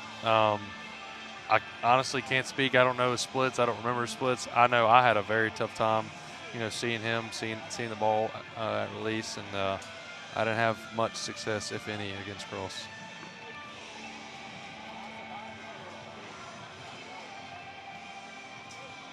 You see where these top 10, this is if it ended today, these are the teams into Montgomery, but there's a tiebreaker to be had down in that 10th position between Georgia State and Arkansas State. It's really hard to even possibly fathom that Arkansas State, with the way they looked in the opening weekend of Sun Belt play against this Golden Eagle club, wouldn't be in Montgomery, but that is most certainly the case at the moment.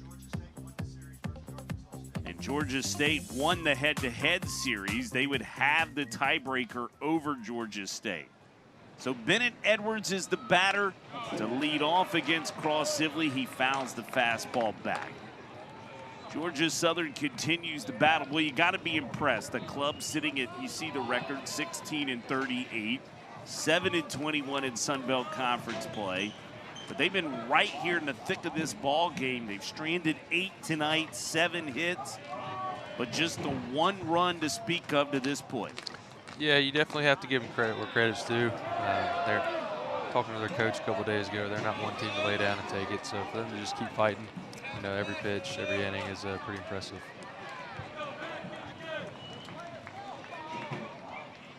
And a lot of that success and the way that they continue to fight, continue to try to grind, it's from the youth of this order. Bennett Edwards, one of them, the freshman. There you see Brady Chrisman, who leads the Sun Belt in average. Edwards sitting at 295. Max Prosney as well at 286, the freshman center fielder. It's a lot of youth for Georgia Southern. Down goes Edwards on the sweeper from Sibley. And there's one away. Yeah, you know, with a lot of youth comes a lot of inexperience, and they may not be having a year that they'd like to, or that they're, quite frankly, that they're used to, but with that youth, they're going to mature and develop, and the older they get, ideally, the better they get. So it's going to be exciting to watch them progress in the next year or two. That's what Rodney Hennon said. He said, I'm going to put these young guys out here this weekend. We're going to battle in this place. I'm going to evaluate. And they're going to know this is their opportunity to begin to kind of carry some momentum into the summer program and move into next year, as their season will end tomorrow as James McCoy sees a strike from Sibley. Cross has this one push foul. Yeah, and also one thing, sometimes the most development you get is from the toughest time. You know, they're 16-38 on the year, 7-21 in conference. So those freshmen and those young sophomores are going to come back next year, kind of with a fire in them, and they're gonna prepare harder than ever. I'm sure of it, especially with that extra level of development, extra year of maturity. So it'll be exciting to watch. Another strikeout for Cross. That's 2 in this relief appearance for the second out of the inning. It's an elevated fastball at 91, Carson. Yeah, he started this at bat off with some sliders, so for him to come up there and pump up a fastball, that's ultimately what got him kind of in between timing. So that was a good pitch by Cross. 13 strikeouts on the night combined across this staff. That's to no walks, by the way.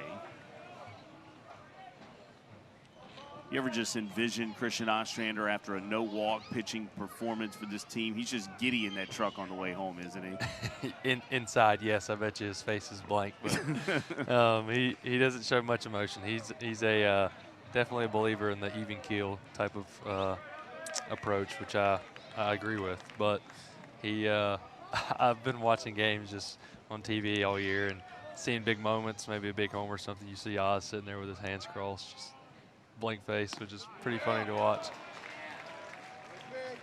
How cool was it to play for him? It was really cool. Oz, I know he has a tough outer shell, and y'all only see what y'all see here at the field, but he's a very personable coach who does care about his players and love them, and his ultimate goal is to help develop us into young men, and I'd say he's done a good job about that. He cares more about baseball, but this is almost like this is school for him to teach these young guys how to be a good husband, father, a man. So it was really cool to play for him. Yeah, his ability to hold you accountable is on display each and every time this team takes to the field. 3-1, Chrisman chops this one foul. And it goes to 3 balls and 2 strikes to Brady Chrisman, who has struck out 3 times tonight. See what Sibley chooses against Brady Chrisman. Oh, the southpaw from Summerall has broke out the sweeper. Called strike 3. 3 up, 3 down. Cross strikes out the side. We'll stretch at the Pete. You do the same, and we'll be right back.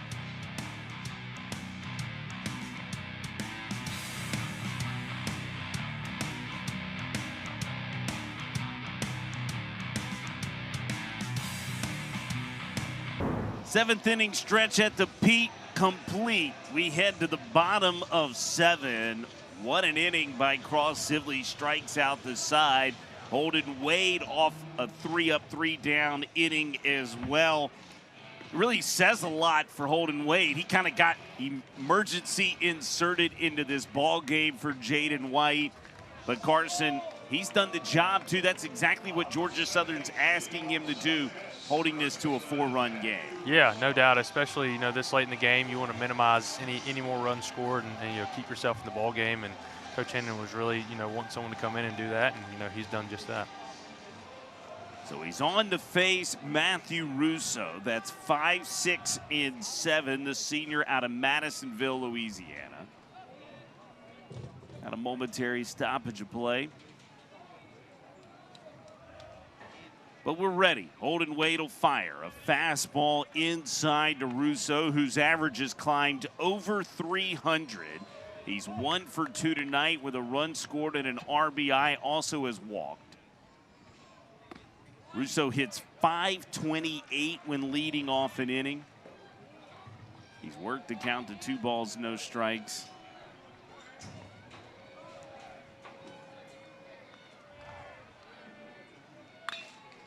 Chops this one foul. One of my favorite leadoff stories, it was an unfortunate event. Gabe Montenegro injured.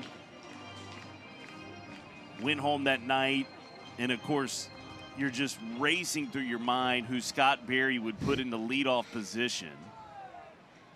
I remember talking with Cliff as Matthew Russo hits this one hard, but Grant Jordan was positioned perfectly. Takes away a base knock for Russo. 6-3 put out, there's one away. Everyone contemplating, who's it gonna be? We discussed many names. I don't think any started with Carson. I don't think any ended with Pato. And then we show up to the park. What was that conversation like when you showed up and said, you want me to hit first? Yeah, it wasn't really a conversation. I just saw it, and I was like, yes, sir. I mean, I was just as starstruck as anybody. Believe me, me and my teammates, and we were like, who's going to hit leadoff? My name did not come up at all either. But wow, it's crazy that season that worked out. That was not on my. Do you remember the success you had? I mean, it was something that really fit you. Why did you think that was so? Well, especially being young, nobody knew really. Ball in play. What a play by Sean White, right up against the netting. He'll catch the foul out pop-up to put down Dre Barrett. There's 2 away. I would just say because I was young, had no scouting report on me. Typically when that happens, they're just going to pump a lot of fastballs in there until you can prove you hit a fastball, and until you can prove you can hit this level. And leadoff is typically a fastball spot in the lineup, and I got a lot of them. Did you enjoy leadoff? I did. I really did. I enjoyed it so much that I talked my way into hitting leadoff the next year, and then I just struggled, so they bumped me down the lineup for, rightfully so. But and even I think it was 24. Loved it so much. I talked my way into it again to open up the season, and then it just didn't fit that year because we had, I guess, better leadoffs. I think that was Dalton McIntyre. That worked out okay for him. Yeah. So that was definitely a better leadoff fit. Could have been Etzel too. Ben Higdon. No, it was McIntyre. Etzel was 23. Yeah. I think I let off 23 for a little bit. Yeah. And then I just struggled a little bit, especially beginning of the year. And Etzel obviously was a. Just be honest with me, you watched Cook run a couple times and said, we probably should put him at the leadoff spot. Yeah, right? Oh, no doubt, for sure. He's got lightning speed. Jay Cook, healthy by the way, called up by the Blue Jays to get into their minor league system. Had a single, a double, backside double in his first at bat. Good to see Cookie healthy, doing work for that Blue Jays organization. Holden Wade trying to do work for Georgia Southern. 2-2. Fastball out of the zone to Ben Higdon. It'll go to full. It's been 7 in a row put down by Holden Wade since entering this ball game.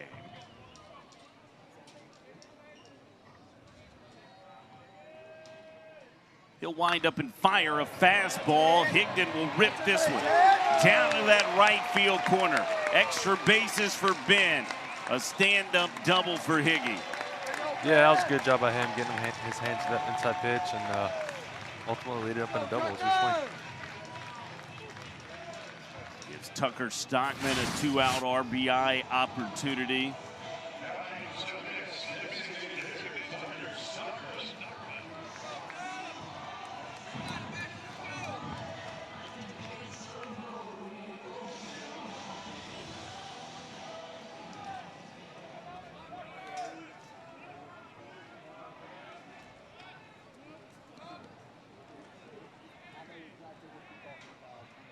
Holden Wade's ready, breaks the breaking ball out on the first pitch of this at-bat to Tucker Stockman.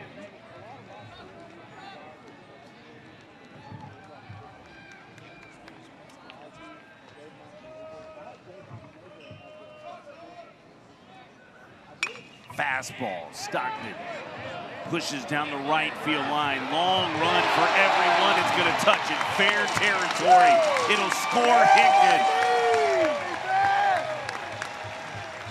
The old seeing eye single finds its way to the green grass down that right field line. What a swing by Tucker Stockman to drive in a run. Yeah, and going back to Higdon, that was a big 2-out double to give Tucker an opportunity to have a 2-out RBI. And look, that counts as a screamer to right field in the book. So ultimately, a good swing by Tucker, and he got the job done. So good for him. That's why we don't draw pictures on scorecards. Nobody else will know how that one touched down. It was just an RBI single produced by Tucker Stockman. Lawson Odom in that 9-hole. Pulls this to the pull side. They'll take it to the short side, and it's out number 3 to force out Tucker Stockman at second base, but not before the 2-out double by Higdon produces a run. 6-1 Southern Miss.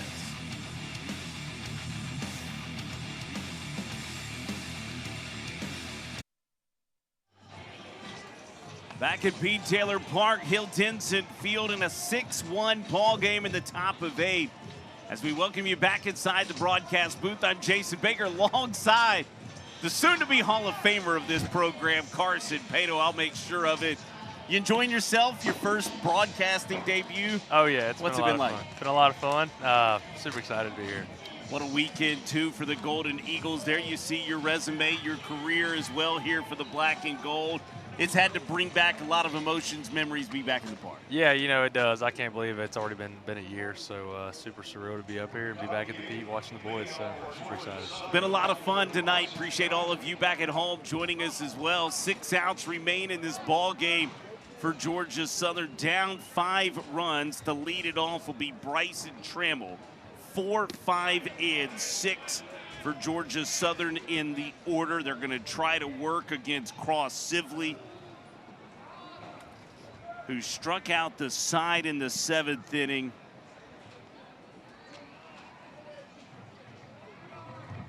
Cross will kick and fire. Trammell pushes this one up, foul and out of play. Yeah, it was a good elevated fastball. First pitch was that, you know, slider, and then to elevate that fastball, really change that eye level was a good pitch.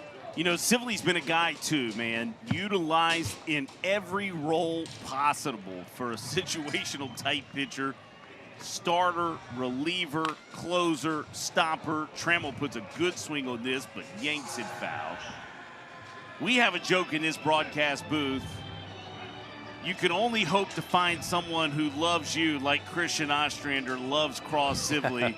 The boys in the clubhouse had to joke about that often, how much Cross has been used by Christian Ostrander across the career. Yeah, no, there was definitely some weekends where it's like, holy smokes, this is Cross's second or third time out here. So, wow, Coach definitely loves him, and that's obviously why right there, because, you know, he does stuff like that day in and day out. So there's good reason for Coach Oz to be able to depend and love Cross. 4 strikeouts for Cross Sibley, 4 put down in a row since entering the ball game.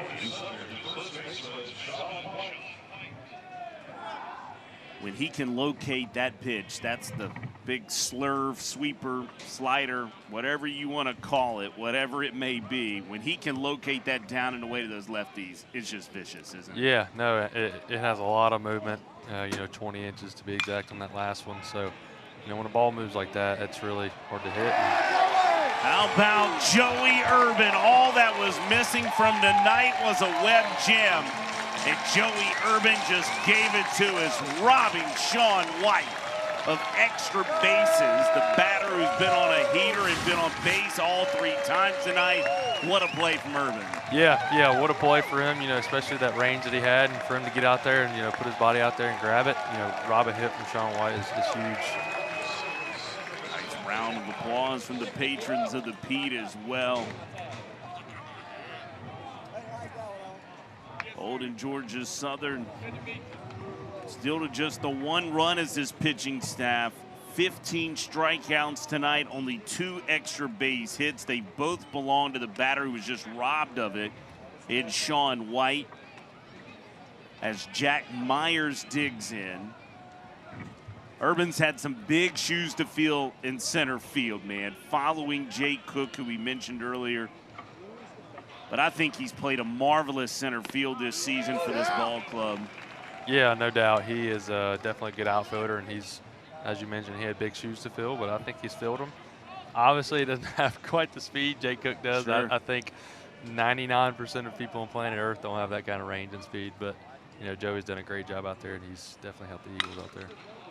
1-1 chopper. Dre Barrett on the short hop. Gathers himself across the diamond to the big man Bull. That's it for Georgia Southern. 3 up, 3 down. Once more, what a performance from Cross Sibley out of the pen. We'll move on to the bottom of 8.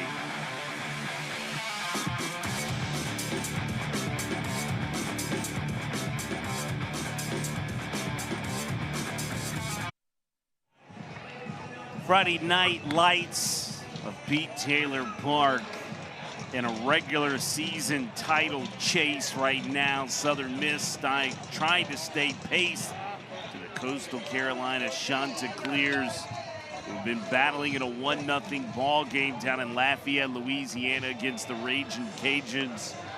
It's been a 6-1 kind of in control Southern Miss performance tonight. Folks in the right field roost, they look quite locked in their usual perches.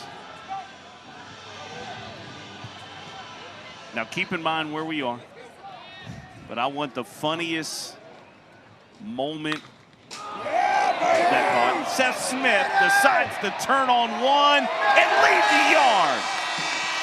The race is on for that baseball as Seth Smith decides to make a deposit into the right field roost. His 3rd homer of the year makes it 7-1 Southern Miss. What a swing by Seth.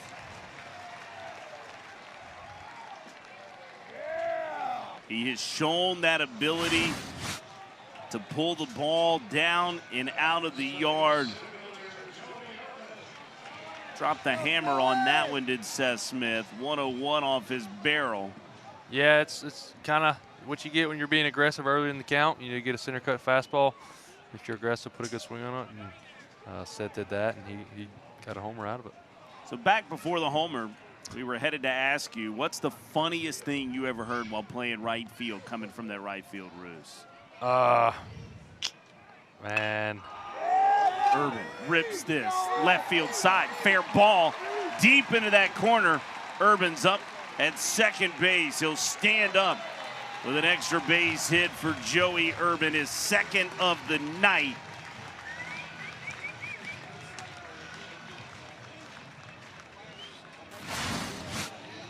Yeah, that's another example right there, being aggressive early in the count. Just got another fastball that he thought he could handle, and didn't waste any time, put a good swing on it, and got a double out of it. So good swing by Joe, and they're rolling right now.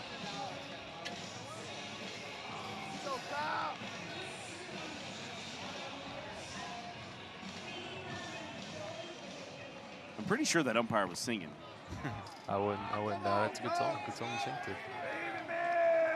Jason Beverland's out of his perch, the pitching coach for Georgia Southern. Out to go talk to Holden Wade, who's gone 2 2/3 of 4-hit baseball. 2 earned runs given up. He's not walked anyone, struck out 2. Beverland having a long conversation here on the bump. You can see that they've got an arm up down in the pin. Daniel Hartley's beginning to toss, the right-hander for Georgia Southern.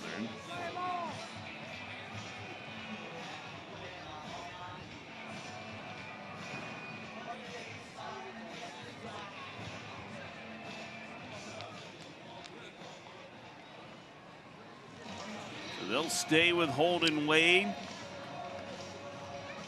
After the back-to-back extra base hits to lead this inning off, the solo homer by Seth Smith. And here's Kyle Morrison, who went yard last night following an Urban solo homer.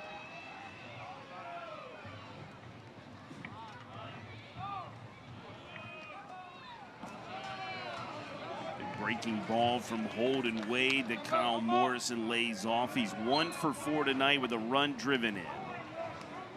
That was on an RBI double back in the first.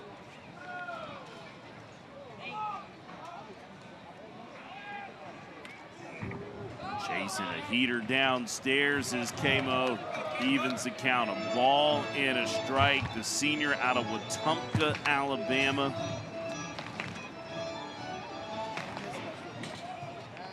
He's been an elite fit right into this order.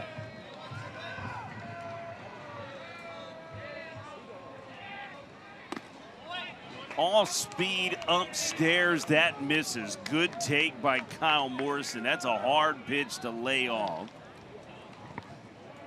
Like an elevated changeup. Holden Wade, the 5th pitcher of the night for Georgia Southern. Big league pop up to left field. Chrisman's there. He will hold Joey Urban up at second base. There's one away.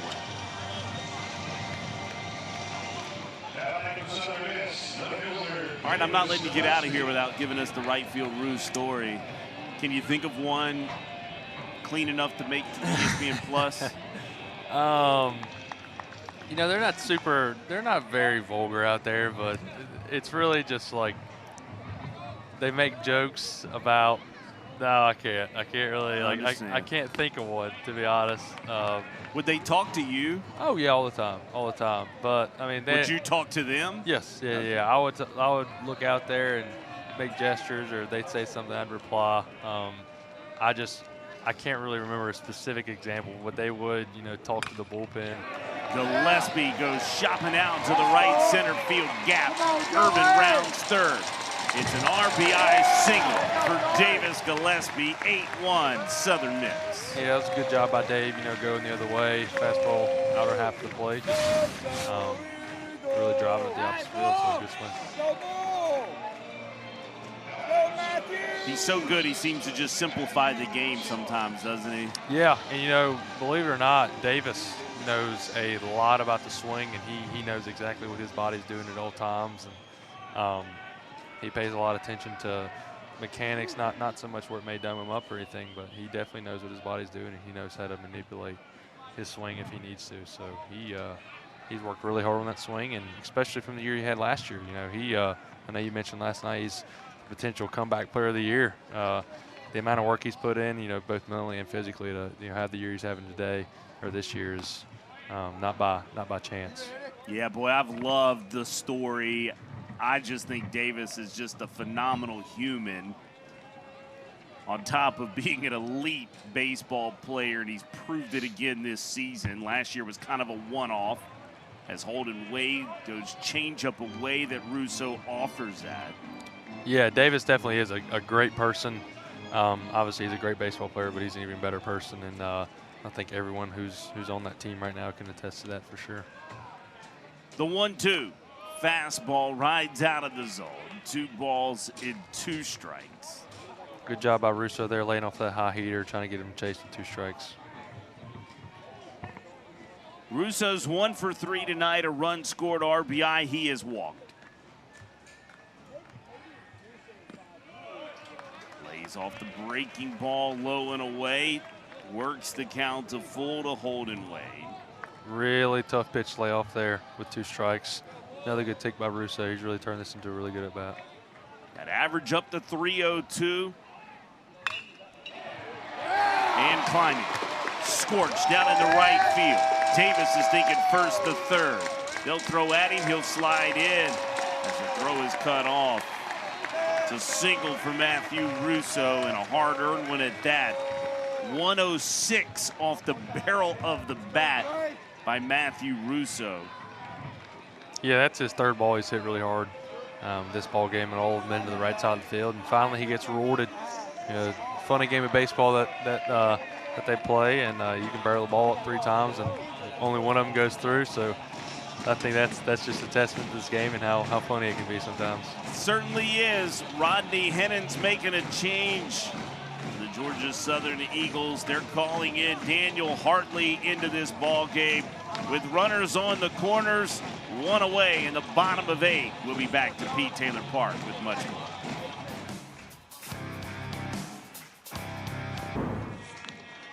Rodney Hennon calling on Daniel Hartley, the junior out of Auburndale, Florida, the right-hander in for Georgia Southern. He's making just his 7th appearance of the season. No win-loss record to this point.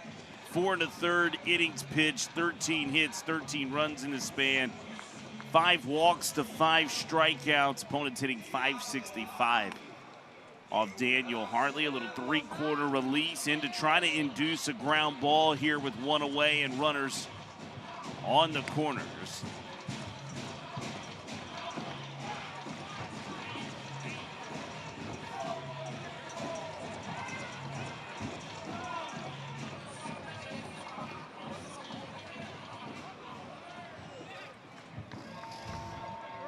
Locked in at Pete Taylor Park, man. There's no telling what you'll see. Dre Barrett will dig in.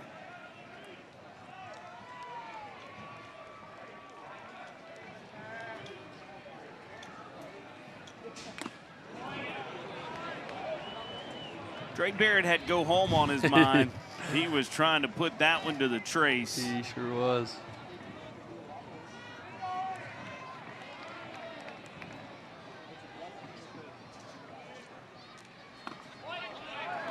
Breaking ball in at the belt to Dre Barrett.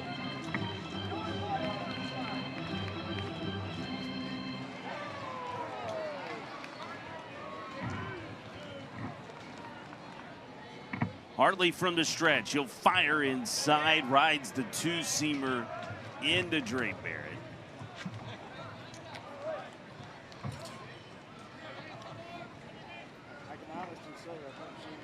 Did a grand slam last night here at Pete Taylor Park. Lays off the slider here, low and away.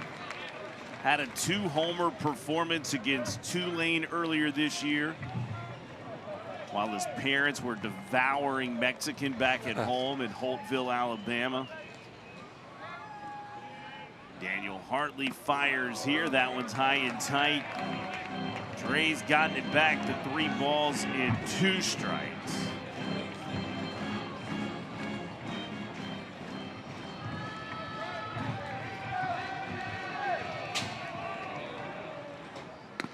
Hartley misses away. Barrett will take his walk. He'll pass the baton on to Ben Higdon.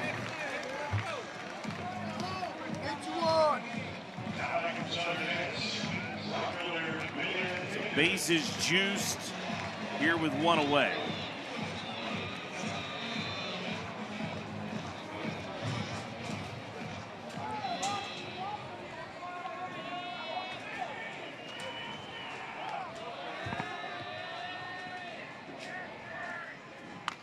Higdon fouls one off.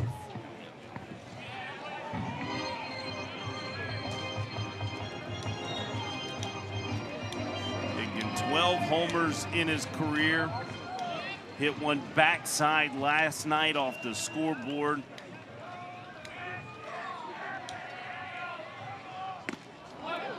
Change up from Daniel Hartley. 2 really good changeups to start the at-bat off.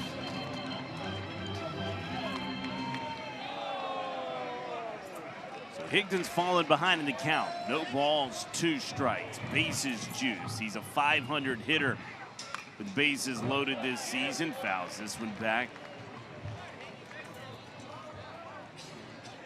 Take us into mind of Higdon right now. What's he thinking here? You're 0-2, bases loaded, 1 away.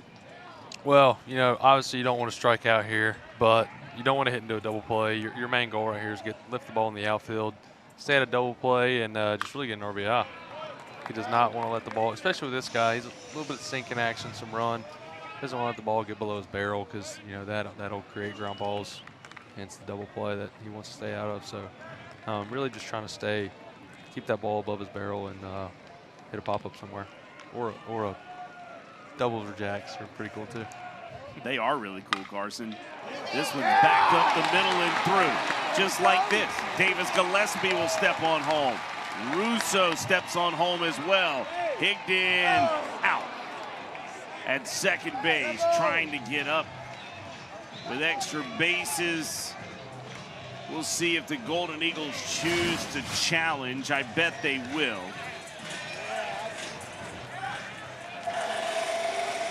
Mason Gasaway had to throw in the second base. Challenging the call of out at second base. So the Golden Eagles are going to challenge the call. A lot closer right there than I thought it was originally.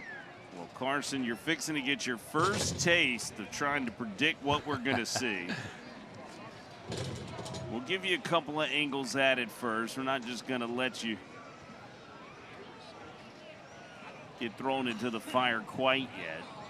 Either way, it's still 10-1 Southern Miss. The call on the field is out at second base. Higdon does get the 2 RBIs. In Gillespie and Russo. Barrett is over at third base.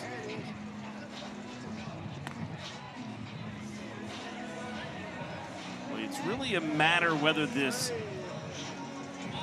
right hand is in prior to the tag. That angle, it appears so.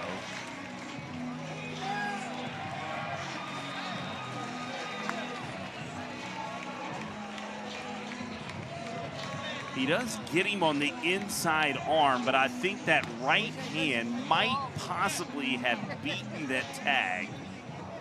Here's going to be your best angle. I mean, how close can you be? Biggest thing here to remind yourself, it's got to be enough evidence to overturn it. Rusty Griffin had out on the call. Those bullpen guys live a good life, don't they? Yeah, they do. They live the best life on the field. What do you think they're talking about? Who knows? I was honestly, whenever they put the camera on them, I was hoping they weren't doing anything crazy because who knows what they're talking about down there. It probably has nothing to do with baseball. Oh, Colby's just down there babysitting those babies. He should. What about B. Luke? You have B. Luke down there. That's Braden Luke, one of the best, man. He's the new graduate assistant for this club, former teammate of yours. All right. You think the call's getting overturned? I don't think they're going to overturn it. Going to leave it the same. After review, the runner is out. Southern Miss has 1 challenge remaining. So Higdon's called out, 2 away in the inning.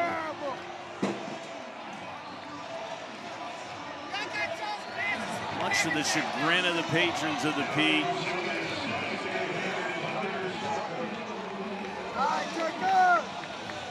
And here's Tucker Stockman.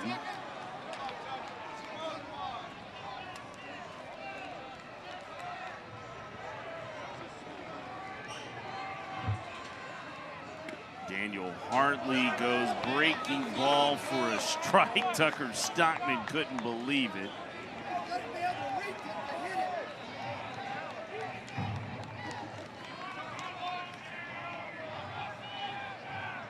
The 0-1 slider low and away from Hartley.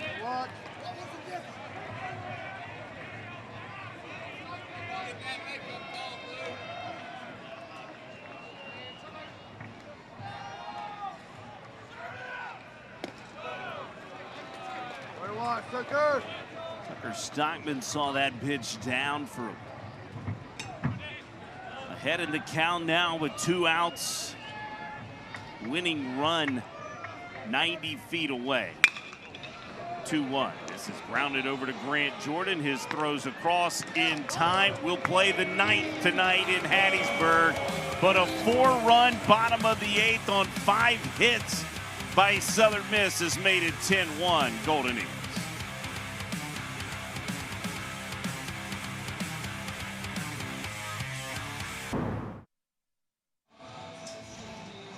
7, 8, 9 are due up for Georgia Southern. They're on to face Cross Sibley, who has been dynamite tonight out of the pen. 2 innings of no-hit baseball. Hasn't given up a run or walked anyone. 4 strikeouts for the senior reliever out of Sumrall.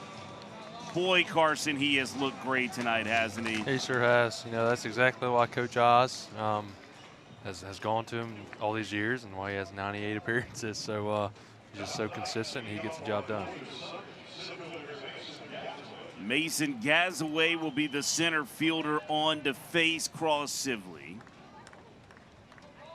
To lead off the top of the 9th, Southern Miss trying to stay in a tie for first place in the Sun Belt Conference. Sibley begins the at-bat, high for a ball.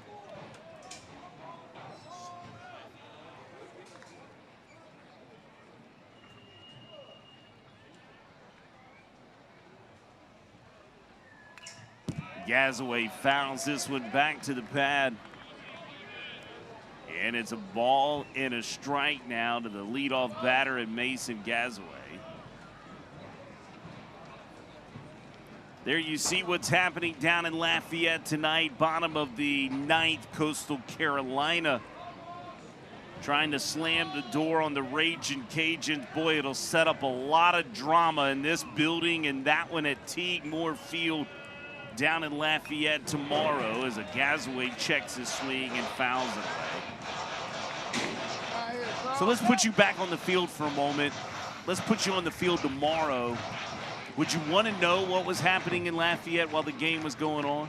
No, me personally, no. As I mentioned earlier, I didn't personally pay attention to that kind of stuff when I was playing. I mean, it's just kind of, it's not really in my hands. Kind of control what you can control. Can't really control what they're doing down there. Obviously, you want UL to win in this situation because it helps out the Golden Eagles, but I wouldn't want to know. I would like to figure out after. 2-2, Gazaway puts this one high into the night sky. Joey Urban will camp underneath it. He'll make the catch. There you go, Joey. There's one away. Now, I will say, especially if the Golden Eagles were to sweep, if I were to be in that situation and we were to sweep, then I'd be busting tail up to the locker room to check Twitter, see what the scores are, but not mid-game. That's for sure. Sammy Lease will be the batter, last night's starting catcher.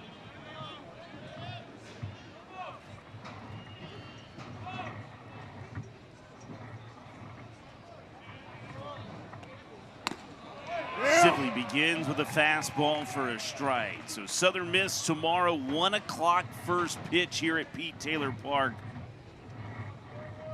Coastal begins an hour behind that at 2 o'clock down in Lafayette, Louisiana against the Cajuns. As Sibley flutters a breaking ball high and wide. 2 outs away from slamming the door on another series victory secured for the Southern Miss Golden Eagles. Looking for win number 7 in a row. Ground ball, Seth Smith off a little hop. Over to Russo, 2 away.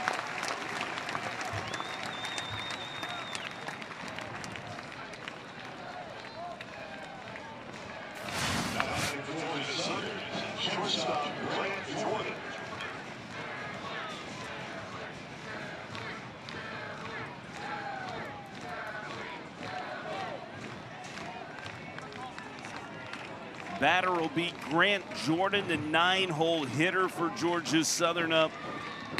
Sibley begins, sharp as a tack, spots that heater up.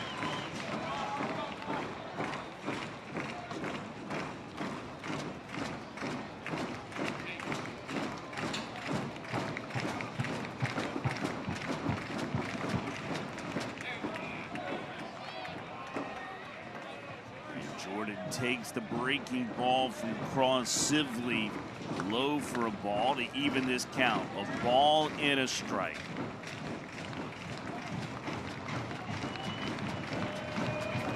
Cross will kick and Cross fire. This is a fastball put out deep to left center field. Davis will play it off the wall. Nicely done, I might add.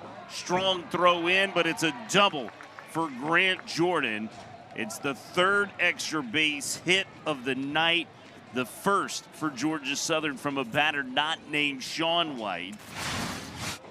And the Georgia Southern Eagles staying alive. Good swing there by Grant Jordan. Yeah, no doubt. You know, Cross right there, left one over the middle of the plate, and he took advantage of it and put a really good swing on it, and ultimately ended up in a double. So good swing by him. Grant Jordan had those 3 hits last night for Georgia Southern. He turns the lineup over now to Bennett Edwards. And a comebacker to who else? Cross Sibley's going to have to hurry. His throws in time. The series secured. That is 19 straight regular season wins in the month of May. The Golden Eagles improved to 26-1 under Christian Ostrander in regular season games in the month of May. They win it 10-1 on the back of their bats. Camden Clark and Cross Sibley combining for the 10-1 victory in tonight's South Mississippi Chevy Dealers Player of the Game, Carson. Who else? The two-hole hitter who's heating up, it's Joey Urban. Yeah, man, he's been playing really good ball and had some good hits today, put some good swings, and made that diving catch out in the outfield to save a hit. So, I mean, man, Joey's been on fire, and he had a really good game today, so super proud of him. He was off to as hot of a start as anyone to start the season. He could be heating up again for the Golden Eagles. Joey Urban, the South Mississippi Chevy Dealers Player of the Game. Well, your television debut is complete. Thanks for agreeing to do it, Carson. Enjoyed it, my man. Special thanks to Carson Pato for our statistician, magician, Marty Wyndham. I'm Jason Baker. We thank you on behalf of Lee Field and his entire production crew for spending your Friday night with us. The Golden Eagles will stay atop the Sun Belt Conference standings with Coastal Carolina. Drama in the Berg tomorrow, you can bet on it. 10-1 victors are the Golden Eagles tonight. You've been watching Sun Belt Conference baseball on ESPN.